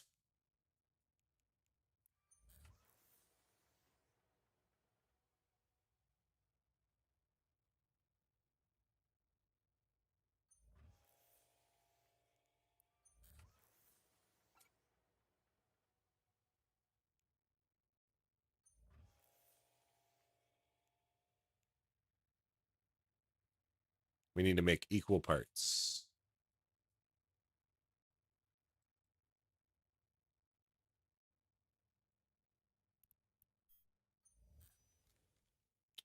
And I don't have any isotropic deposition guides.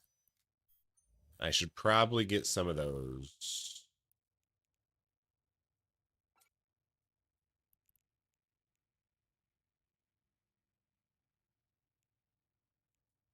Okay, so we can't make any protection cells. We almost certainly can make some FTLs.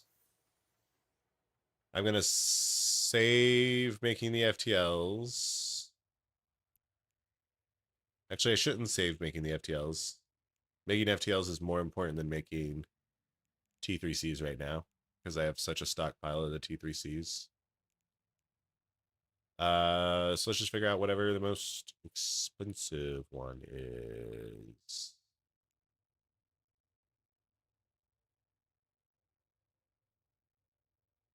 Actually, let me look at my T3Cs. How many batches can I do? I already have a half batch of Lokis in the oven.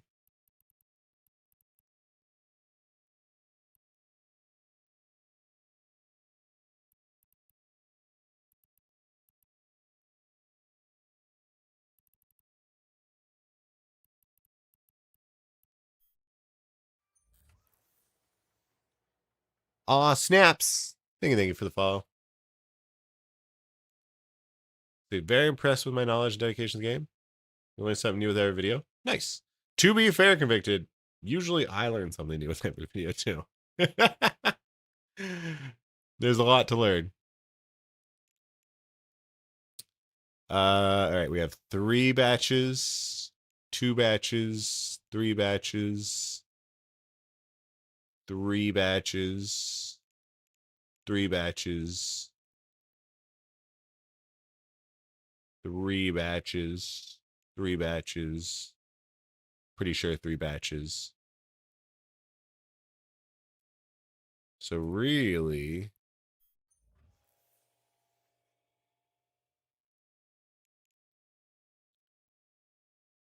we need another 290 of these, which WorkerBot can make.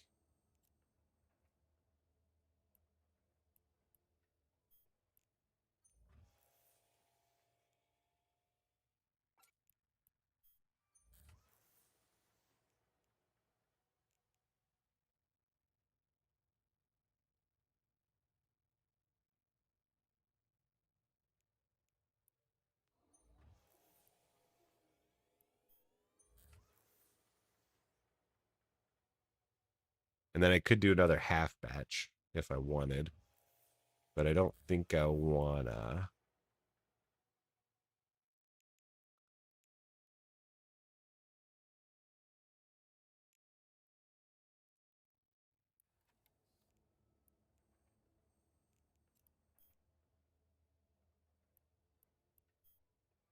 Do I put the legions in the oven?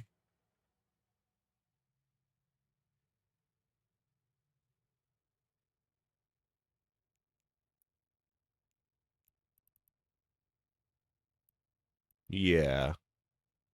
I do. I do.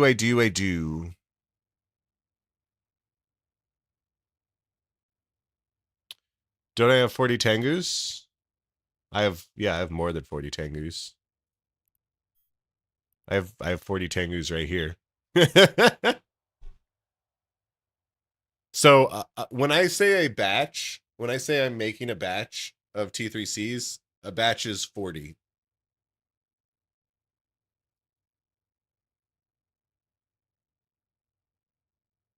Is now a good time to invest in Lokis? Yes. You should know that.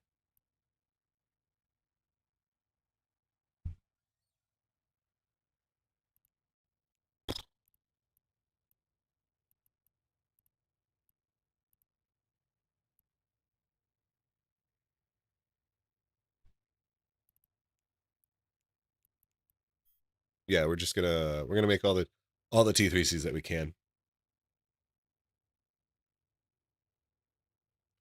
Seed that in Amamake? That means I have to go to Amamake.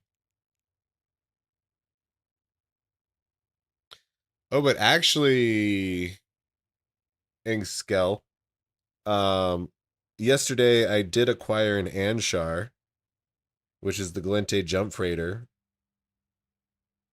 which does make that a more realistic possibility.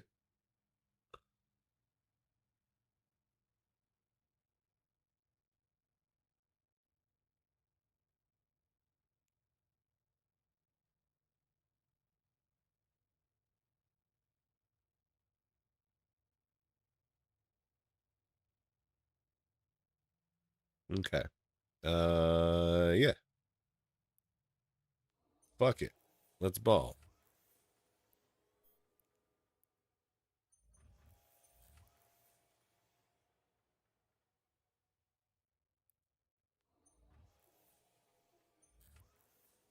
What's the time left on the other legions? 1 day, 10 hours.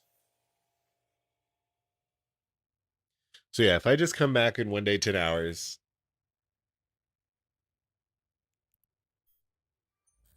and then add another. So in 4 days, Wednesday, Thursday, Friday, Saturday, Sunday. Yeah, I should be able to have all of these finished correctly by next Monday.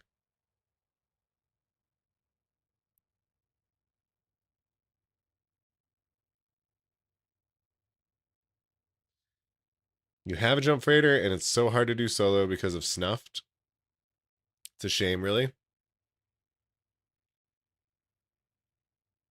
Yeah. Yeah, that's fair.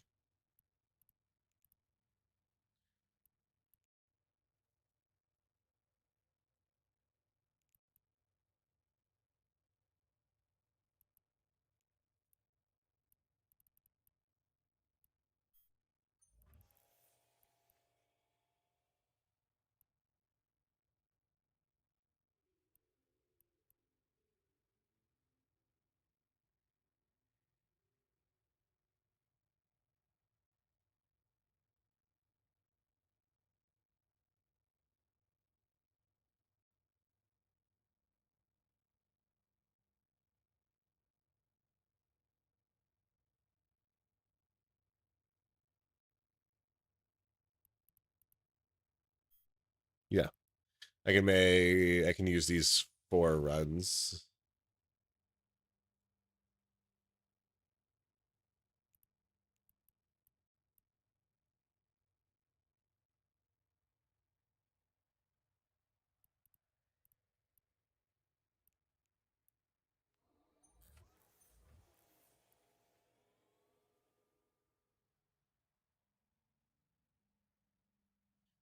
Oh, god damn it. Oh, I fucked this again. Callie can make Tengus. But Lisa can't make. Lisa can't make Tengus.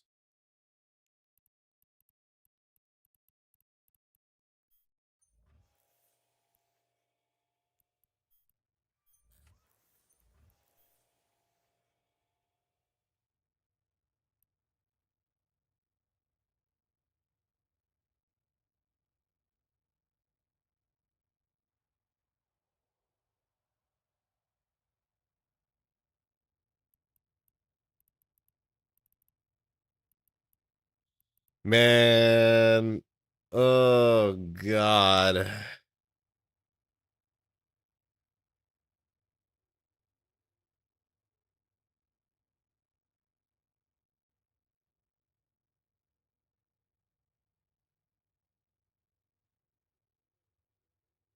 I don't think there's any way to fix this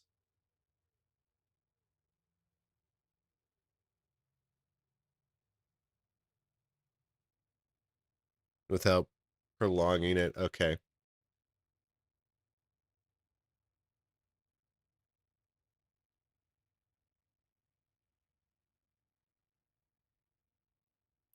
It's just JPEGs. It's more than just JPEGs. It's everything.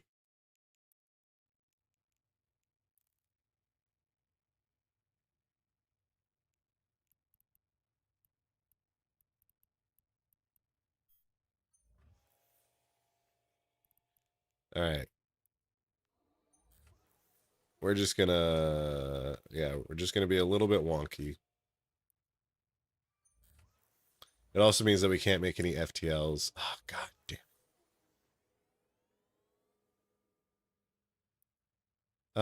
No, we're still gonna make an FTL.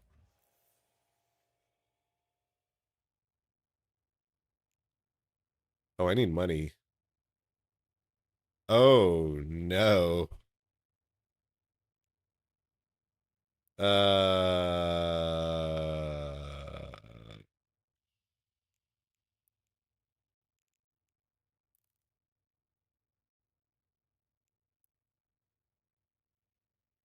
Time to sell some plexis.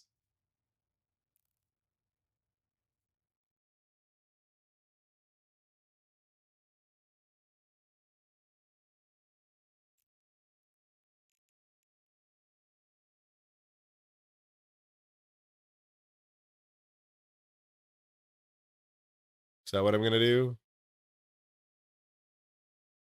Say good news?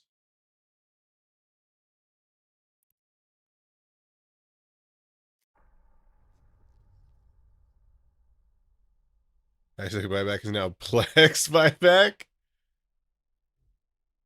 I see, I see. Oh, wait, okay. Never mind. We're in the clear. Connecting. We have 1.7 billion in the personal wallet here. We can put that in the corp wallet.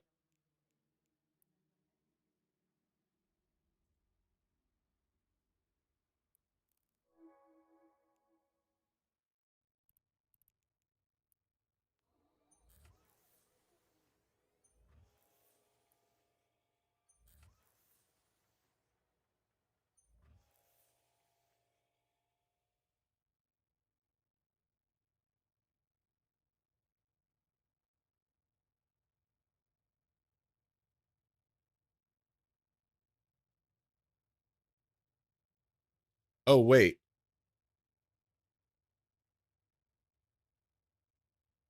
I can solve my problems. I can solve my problems. I know how I'm going to solve my problems. And it's by using my extra manufacturing job slot. So we're not going to be making FTLs. We're going to make one extra Tengu 2 times in a row.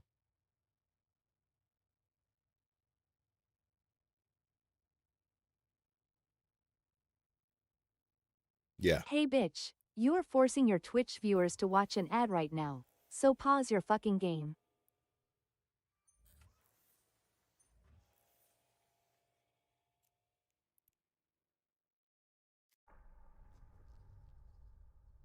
Connecting. You'll buy my Lokis? No questions asked? For 1 billion?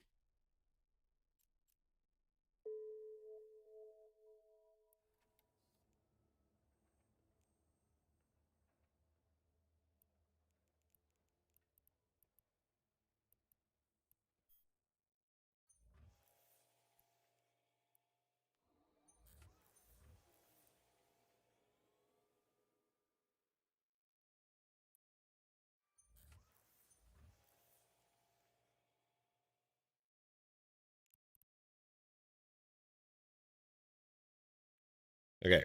And I'm not going to make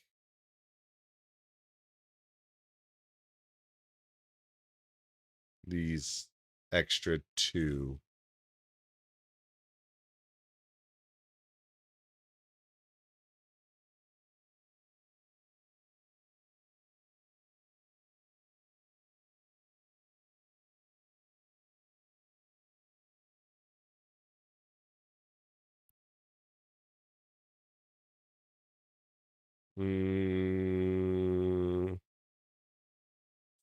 Or am I?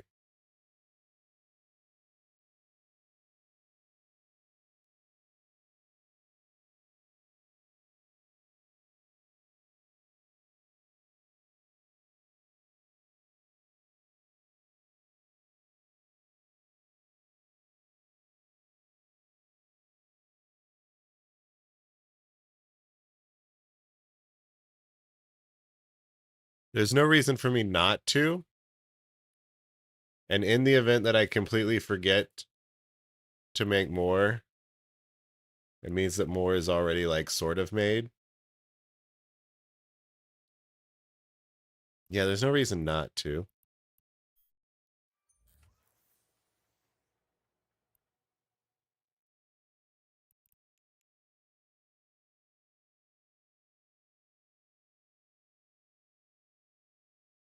Unless this character can make FTLs, which I'm pretty sure that they can't. Not even fucking close.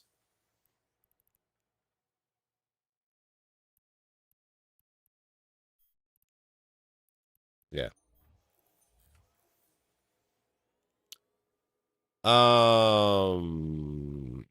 You what, mate? Why are we missing literally 1?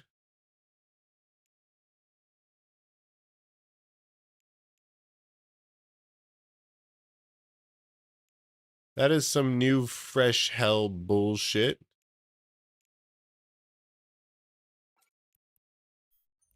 It's a solvable problem, but god damn. I must have scrolled down. Made one less than I needed. It'll take 2.5 minutes to solve this problem.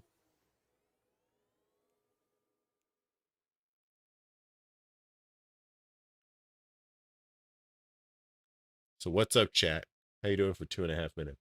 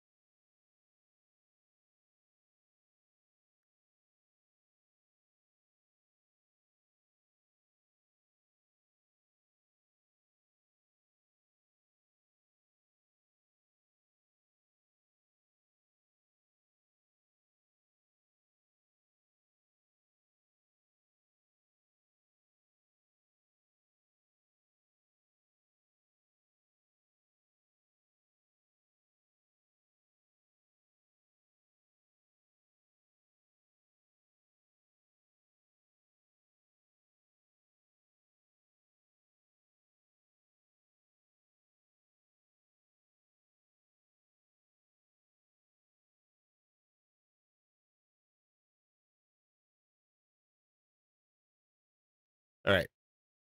Are these done yet? 10 seconds? All right.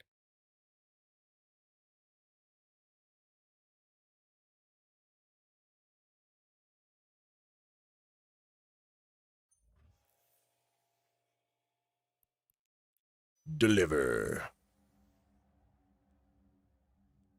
You got on like 30 kill mails? You did end up getting in a fight.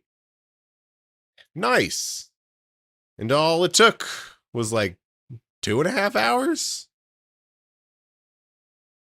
But yeah, like, yeah, once you get the fights, they're pretty cool. Not gonna lie, can be fun. But I don't know, just sitting there 2.5 hours getting ready for the fight is I don't know. It's not the life for me, I don't think.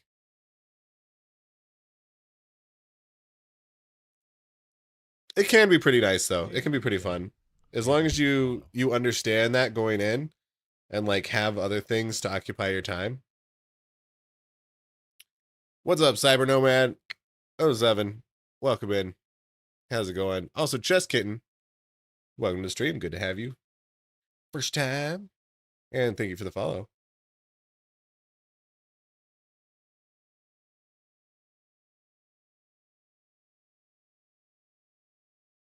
Like 50 Titans and 20 Supers went through, which was interesting.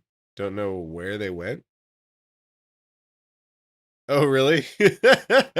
You saw Titans and Supers that were not with you go somewhere? That's pretty funny.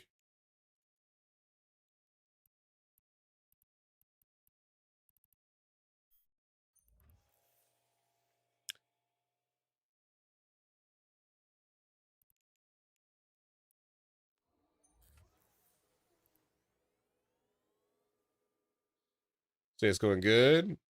Wondering, do I have a video on making a 10,000 kilometer ping with scanner probes? You used to know how to do it and you forgot. I sort of have a video on it in that it is in one of my tips and tricks videos. I do not have a full video on it because I don't know, it's simple enough to do, right?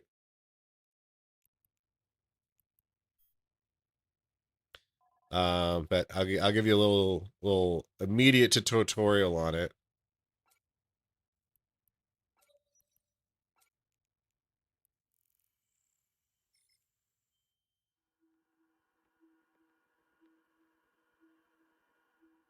So you got your probes, right? You got your ship, and you bring up your D scan, right? And you see this is north, right? So say I want some stuff north, right? You launch your probes. I'm gonna pretend like I'm gonna do this correct, even though I haven't done it a little bit. So I'm a little rusty. But all right, center current formation on your ship. Click this button. Go to your probes. And then bring them all the way down. And then hold down control and scroll wheel down and let that kind of just scroll a little bit. This is going to cluster them all together.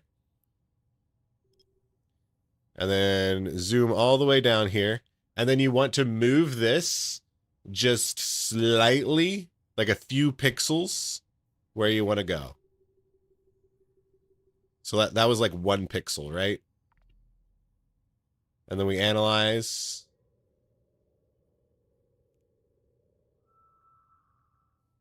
And then that's 4,000 kilometers. So you wanted 10,000, so do it like 2 pixels, right?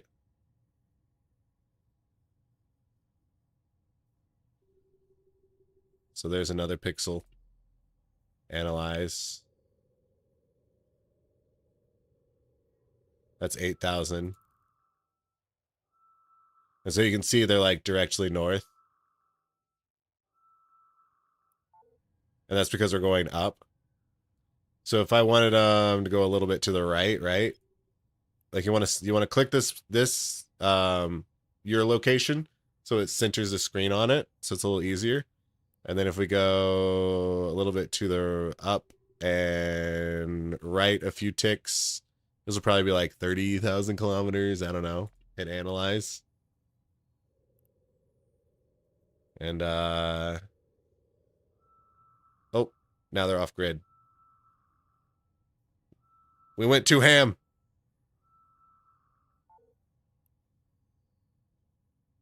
So bring it back a little bit.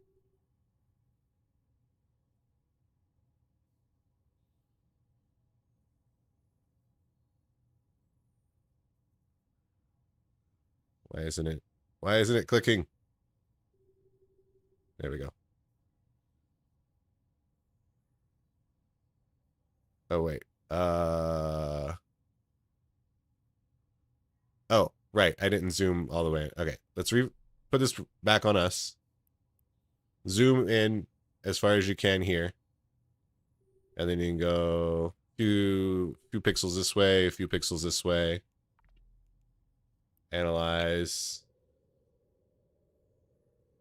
And yeah, now they're 20 kilometers. They should be like northeast.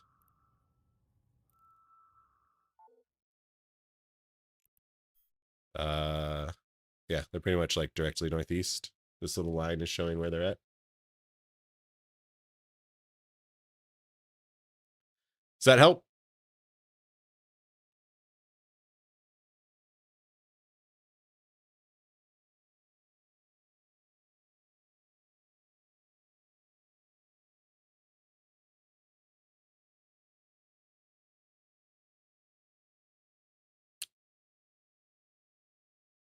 It's actual pixel moving. That's where you got stuck. You're close. Thanks. Yeah. All right. Perfect.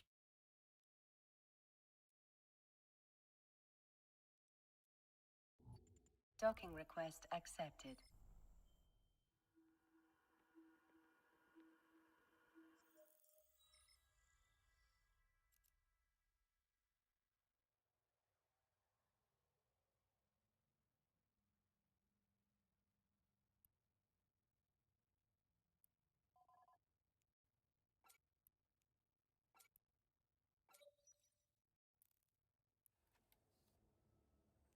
Okay.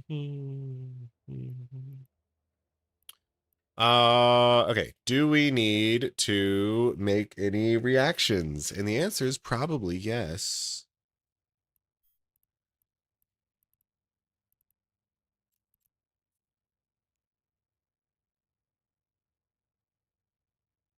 Oh, also, do we need to make, oh wait,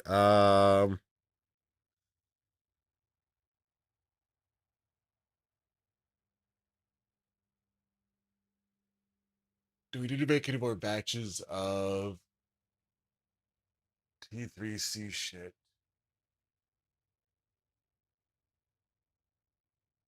Um,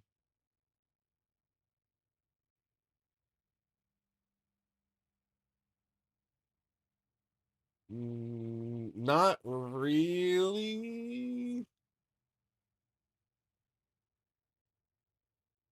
Even though we probably should. Yeah, let's go ahead and do it. So the thing is, I don't have enough neurovisual input matrices in the hole right now to make another batch.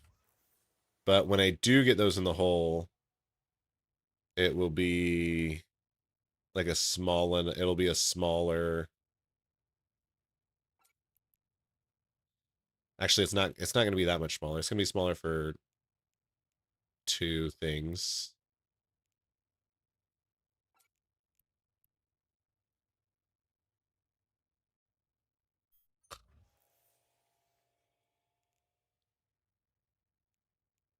Yeah, so let me make some of these.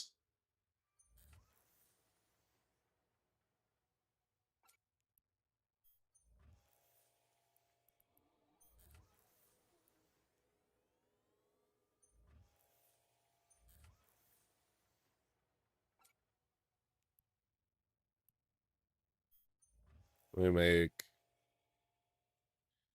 a full batch of all the amplifiers.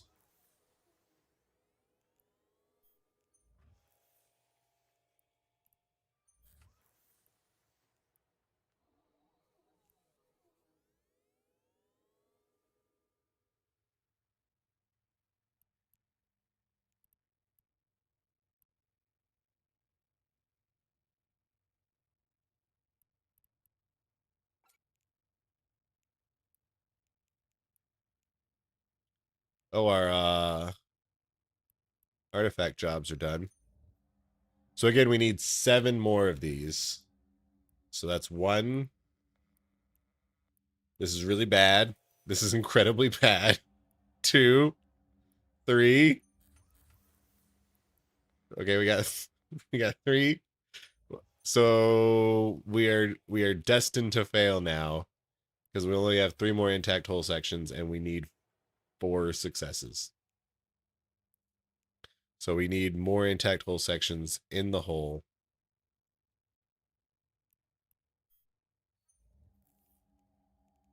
before we can run any more than 2 more batches of Lokis.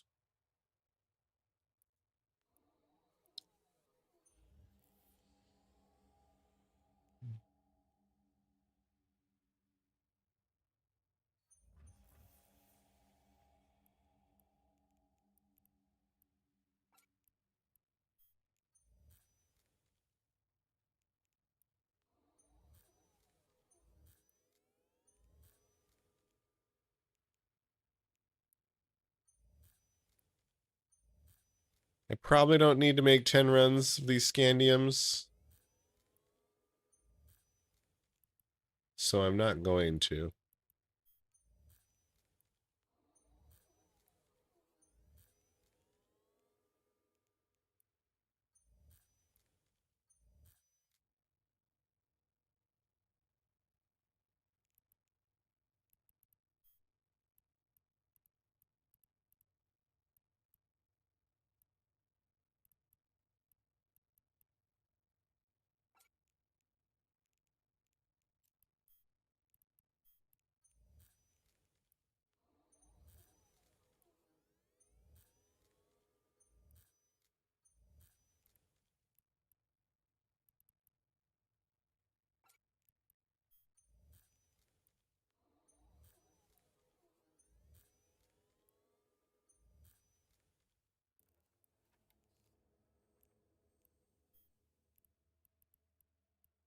This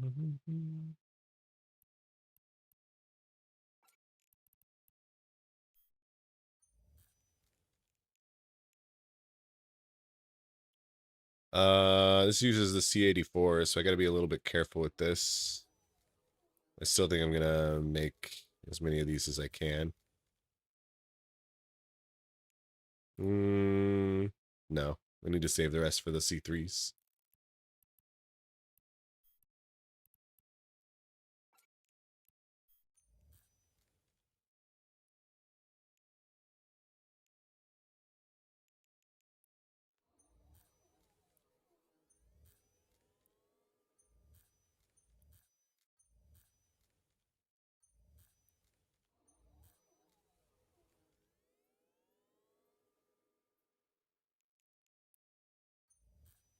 Do I buy all of my materials or gather them? I buy all of them. I'm no dirty scrounger. How dare you accuse me of such things? Get my own hands dirty? Not anymore. No, I did initially get into the T3C market because I lived in a wormhole, and I'm like, oh, I'm gathering all these things that are related to making T3Cs. I guess I should make those. And so that's kind of how I initially chose that marketplace. But now I just purchase everything in Jita and just bring it back to the wormhole and process it.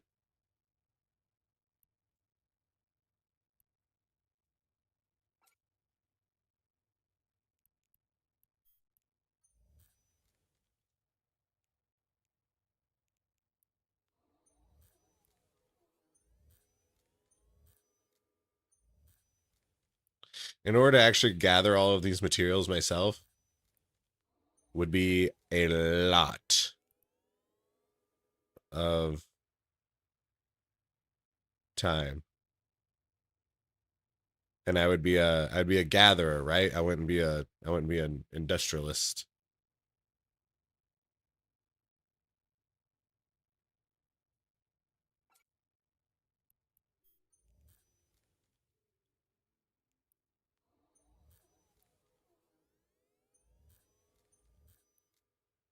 Because the bulk of my ISK making would be in gathering the resources as opposed to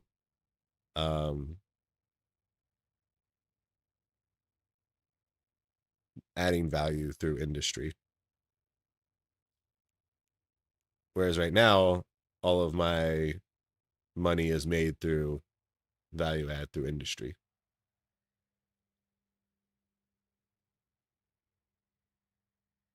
Yeah, if you're just getting in industry, I'd recommend just figuring out what area of space you're in, what's a good item that you can source locally that sells good, and so you can get started that way. But eventually, when you like start to scale up, when you get more funds, when it just makes more sense that you can use your capital. Like if you don't have capital, then you need to get capital by getting the shit yourself. But if you do have capital, then you could use that capital to buy the shit and do a lot more industry to make more money. You know? And that's not to say that you need ass tons of capital to do well in industry. You can make really good percentages return on investments with industry as well, with lower amounts of ISK.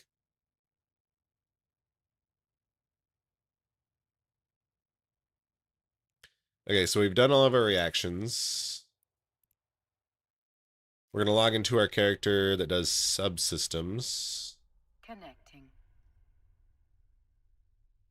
We're going to see if we can do any subsystem work, even though I think we're still training for a few days. Skill training completed.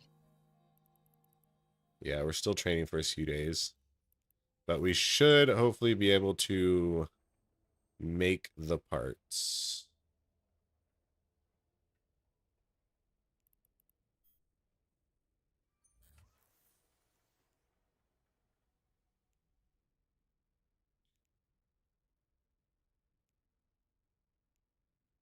Right, these numbers right now are currently all fucked.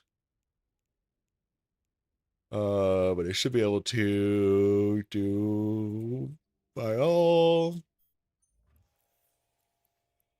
And by all. By all.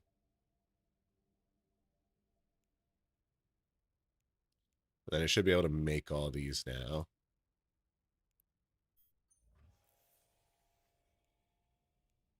Motherfucker. I didn't get enough resonant calibration matrices. Shit on a stick.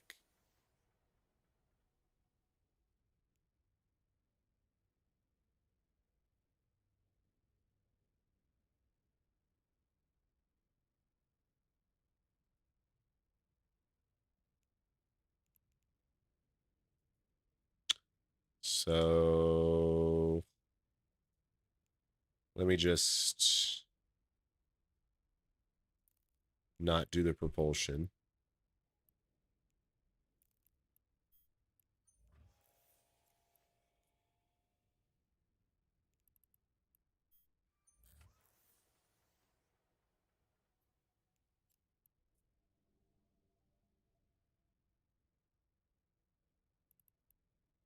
I guess I'll do 2 defensives. Why not?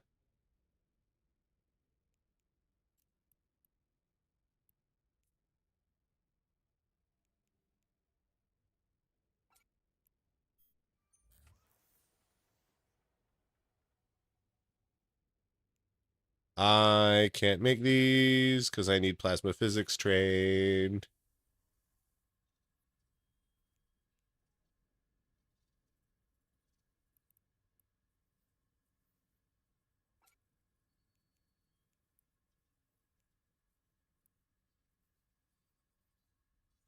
I need money.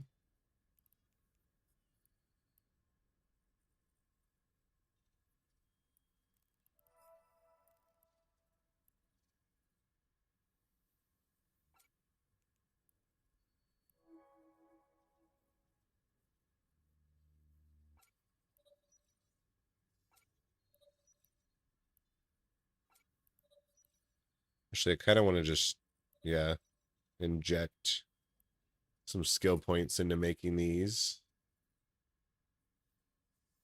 Assuming I'm not going to have to do like, okay, I can make these.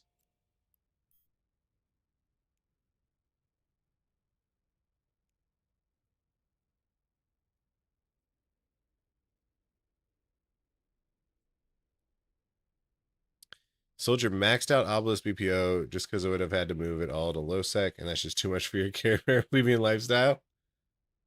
Fair enough. Do you recommend joining a corp or creating one and going semi-solo? I highly recommend joining a corporation. Evil Line is a way better experience of a game if you play with community. It is at its core mostly a social community game. The first corp that you join might not be good. Have absolutely zero qualms about leaving it in any time frame if it is not serving you. If it's not improving your gameplay and enjoyment, then fucking find a new corp. Have no needless allegiances to them.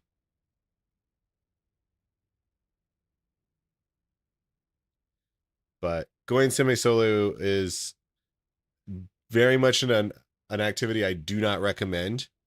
For some people, it is the correct choice. However, it is very unlikely that it is the correct choice for you. So,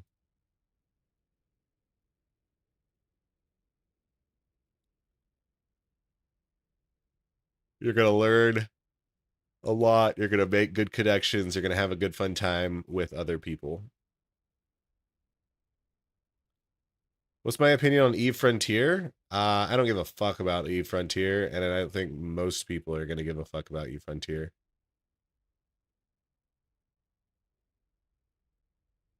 It is a interesting concept. I appreciate what they're doing with Eve Frontier, in that it is a nice experimental test bed for things that might be useful to bring over into Eve online at some point in some way. But that is excluding, blockchain technology, NFTs. Like, obviously, I don't think that should ever be a part of Eve Online.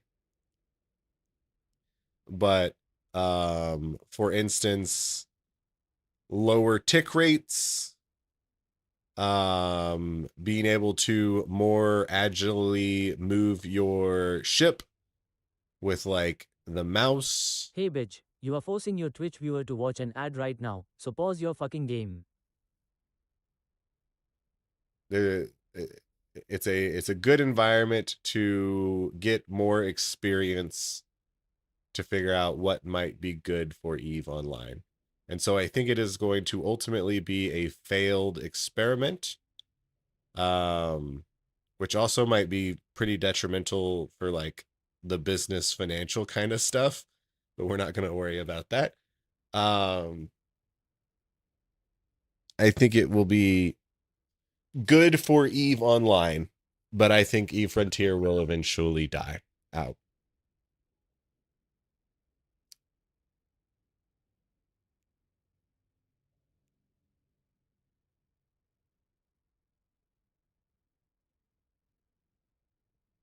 Imagine if all the money they had spent on the failed projects, they could have rebuilt Eve 3 times over, right?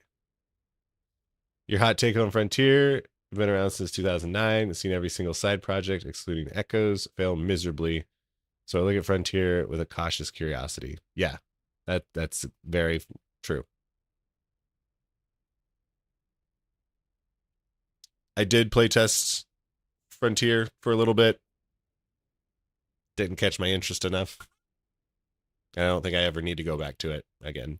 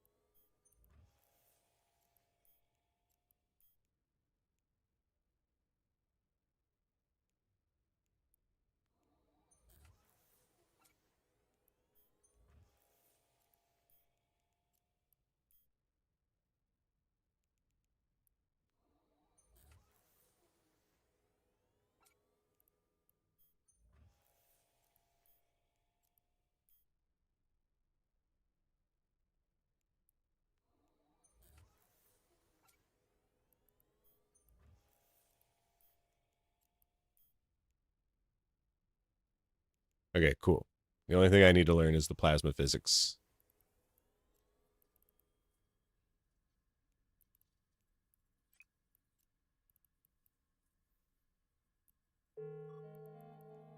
Let me just chug some of my extra 15,000 skill points.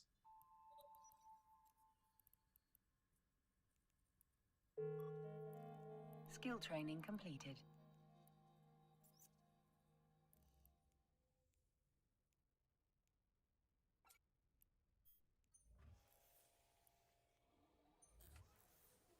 All right.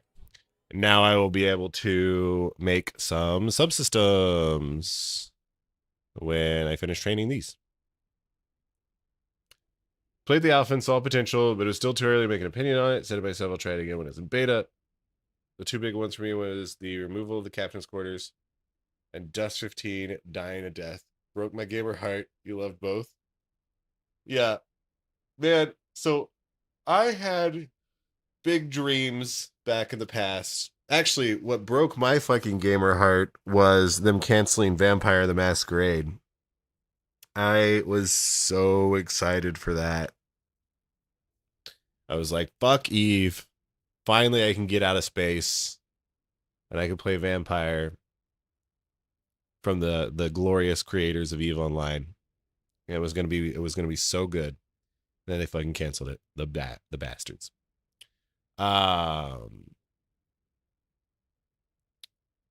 But I had a dream of going to my captain quarters in Cheetah 4-4 and walking out into the station and finding a blackjack table and just fucking playing blackjack for some iskies with my fellow court mates and buying all the pretty dress up clothes and having a great time using the in-game browser and the jukebox. But then they fucking ruined everything.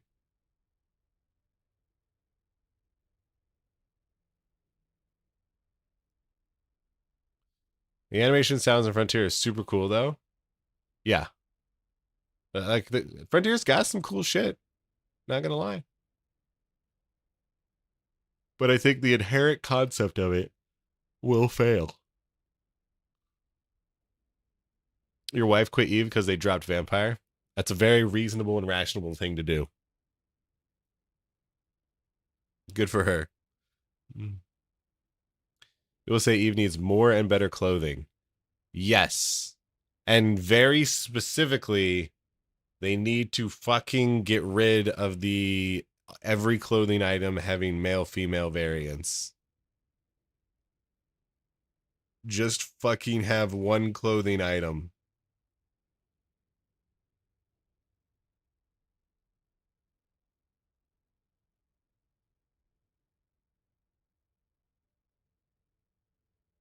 What's the point of having special edition commodities if you can show them off in your quarters? Right? What's the fucking point? If I can't fucking decorate my room with like jars of heads and Fidos and exotic dancers, like what the fuck? So the skirt you got for free yesterday for $5 billy? Nice. Hell yeah.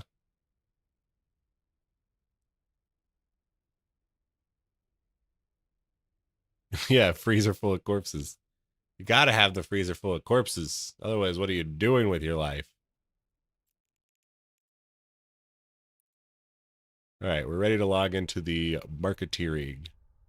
Connecting.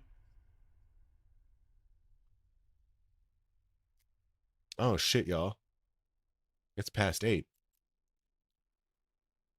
We're gonna do this marketeering decently quick, and then I think we're gonna wrap things up.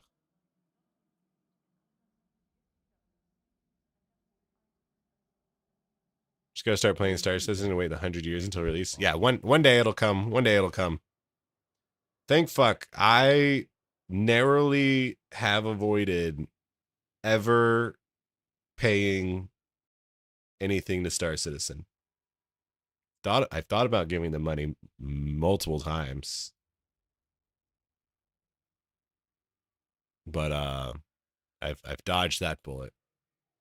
And I think I will perpetually dodge that bullet from now on.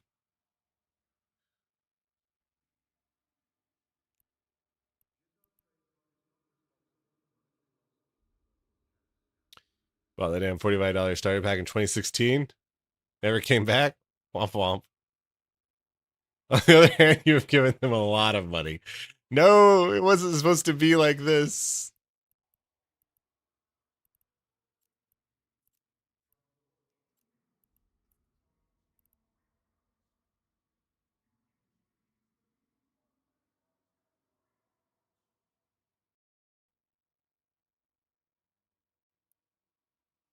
So we got a full set of FTLs, which we can put on the market.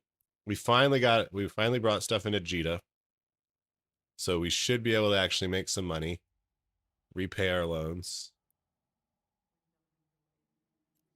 and maybe buy some more stuff.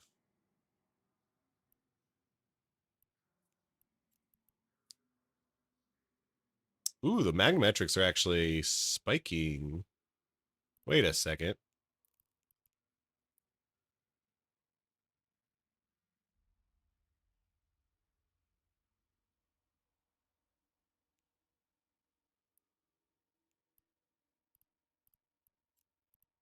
I'm going to try and sell these at the 160 mark.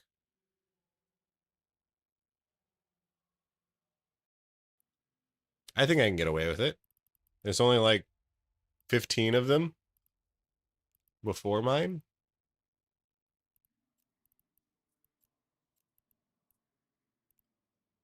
I think I just entered the market at the right time.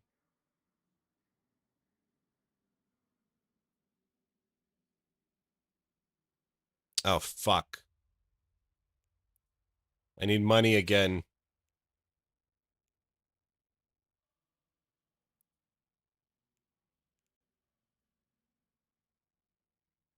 I'm going to need a lot of money.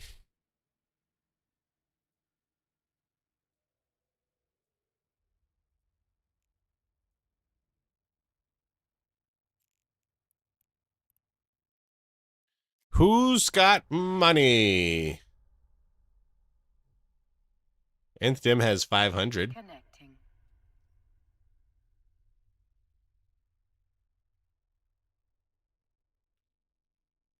So it's shade to admit you kickstarted Backstar Citizen in the high three figures. Uh-oh. All I want at this point is Squadron 42. Watch my hands, but the rest a long time ago. Oh man. I mean the promises were big and they looked real good.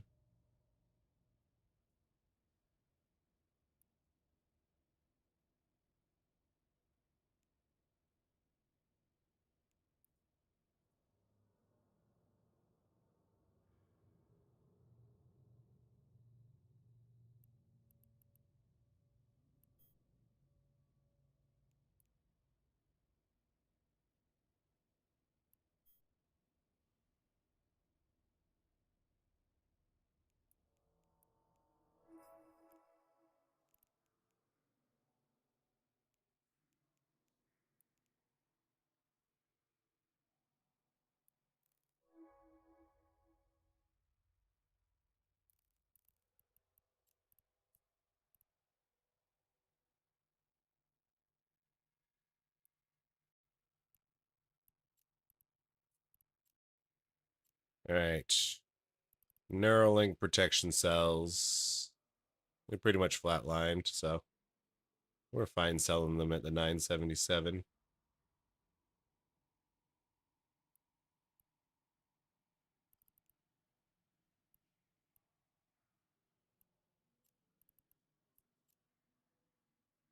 And then do I want to put this up on the market for 32? No. I think I'm just going to keep this in my pocket for the time being. Wait until those rig prices go up. Surely they'll go up. Do I provide ISK doubling services? You're always welcome to find out. Just send all of your ISK to Pilgrim Space One, and I'll take care of you.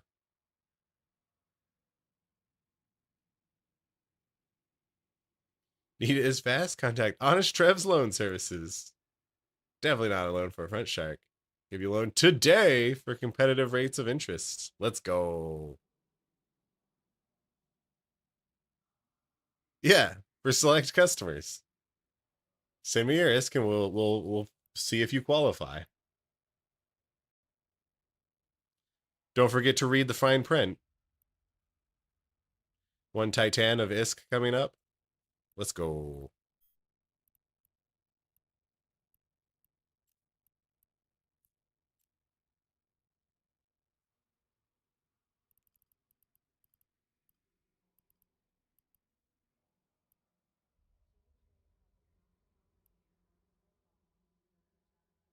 Hey, Pulsar. Welcome in.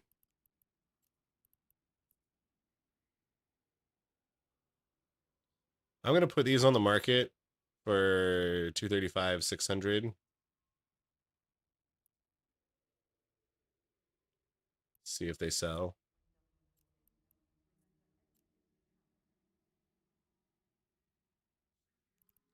Tengus are so cheap right now. It makes me fucking cry.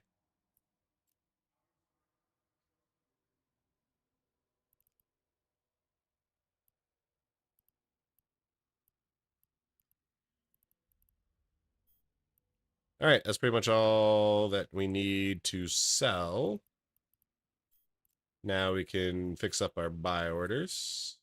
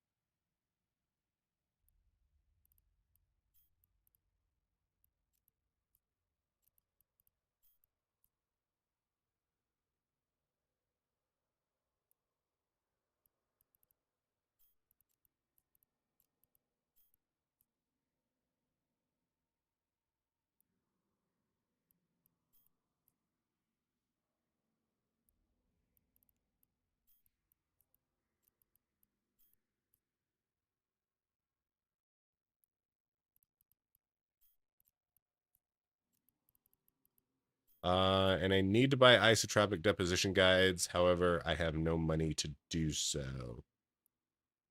So I guess we just fucking won't.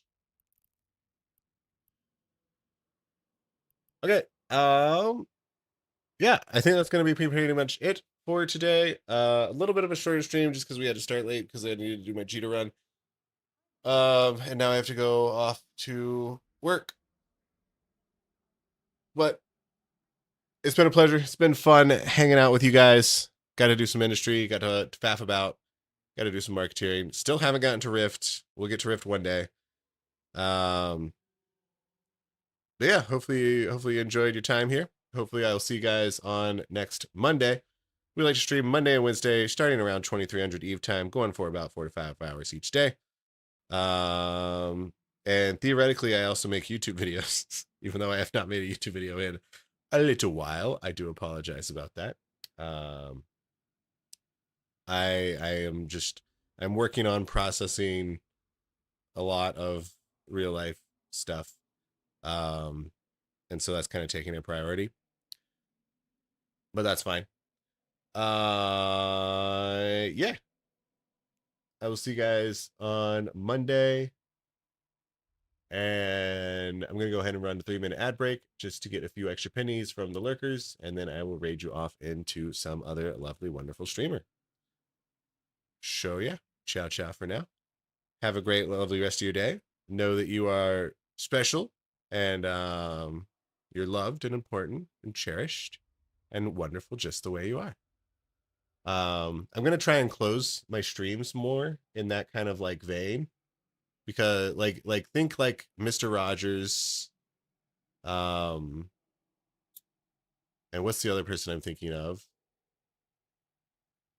Like Miss Rachel. Like it's good. It's good. It's good. We all need a little positivity. We all need to understand that we're all okay. You're doing just fine. You're doing great. So keep on keeping on. That's right. You better feel warm and fuzzy, goddammit. But it's true. It's true. It's true. That's right. So enjoy. Thank you again. And I will see you guys later.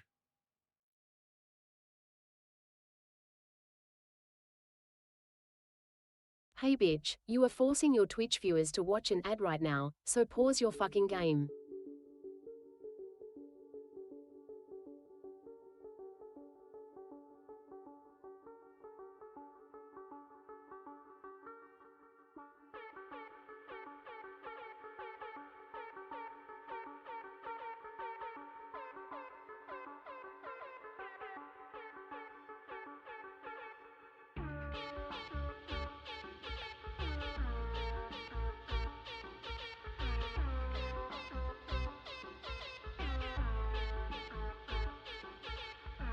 Oh, you know what? Slow Community raided me before. So let's raid him.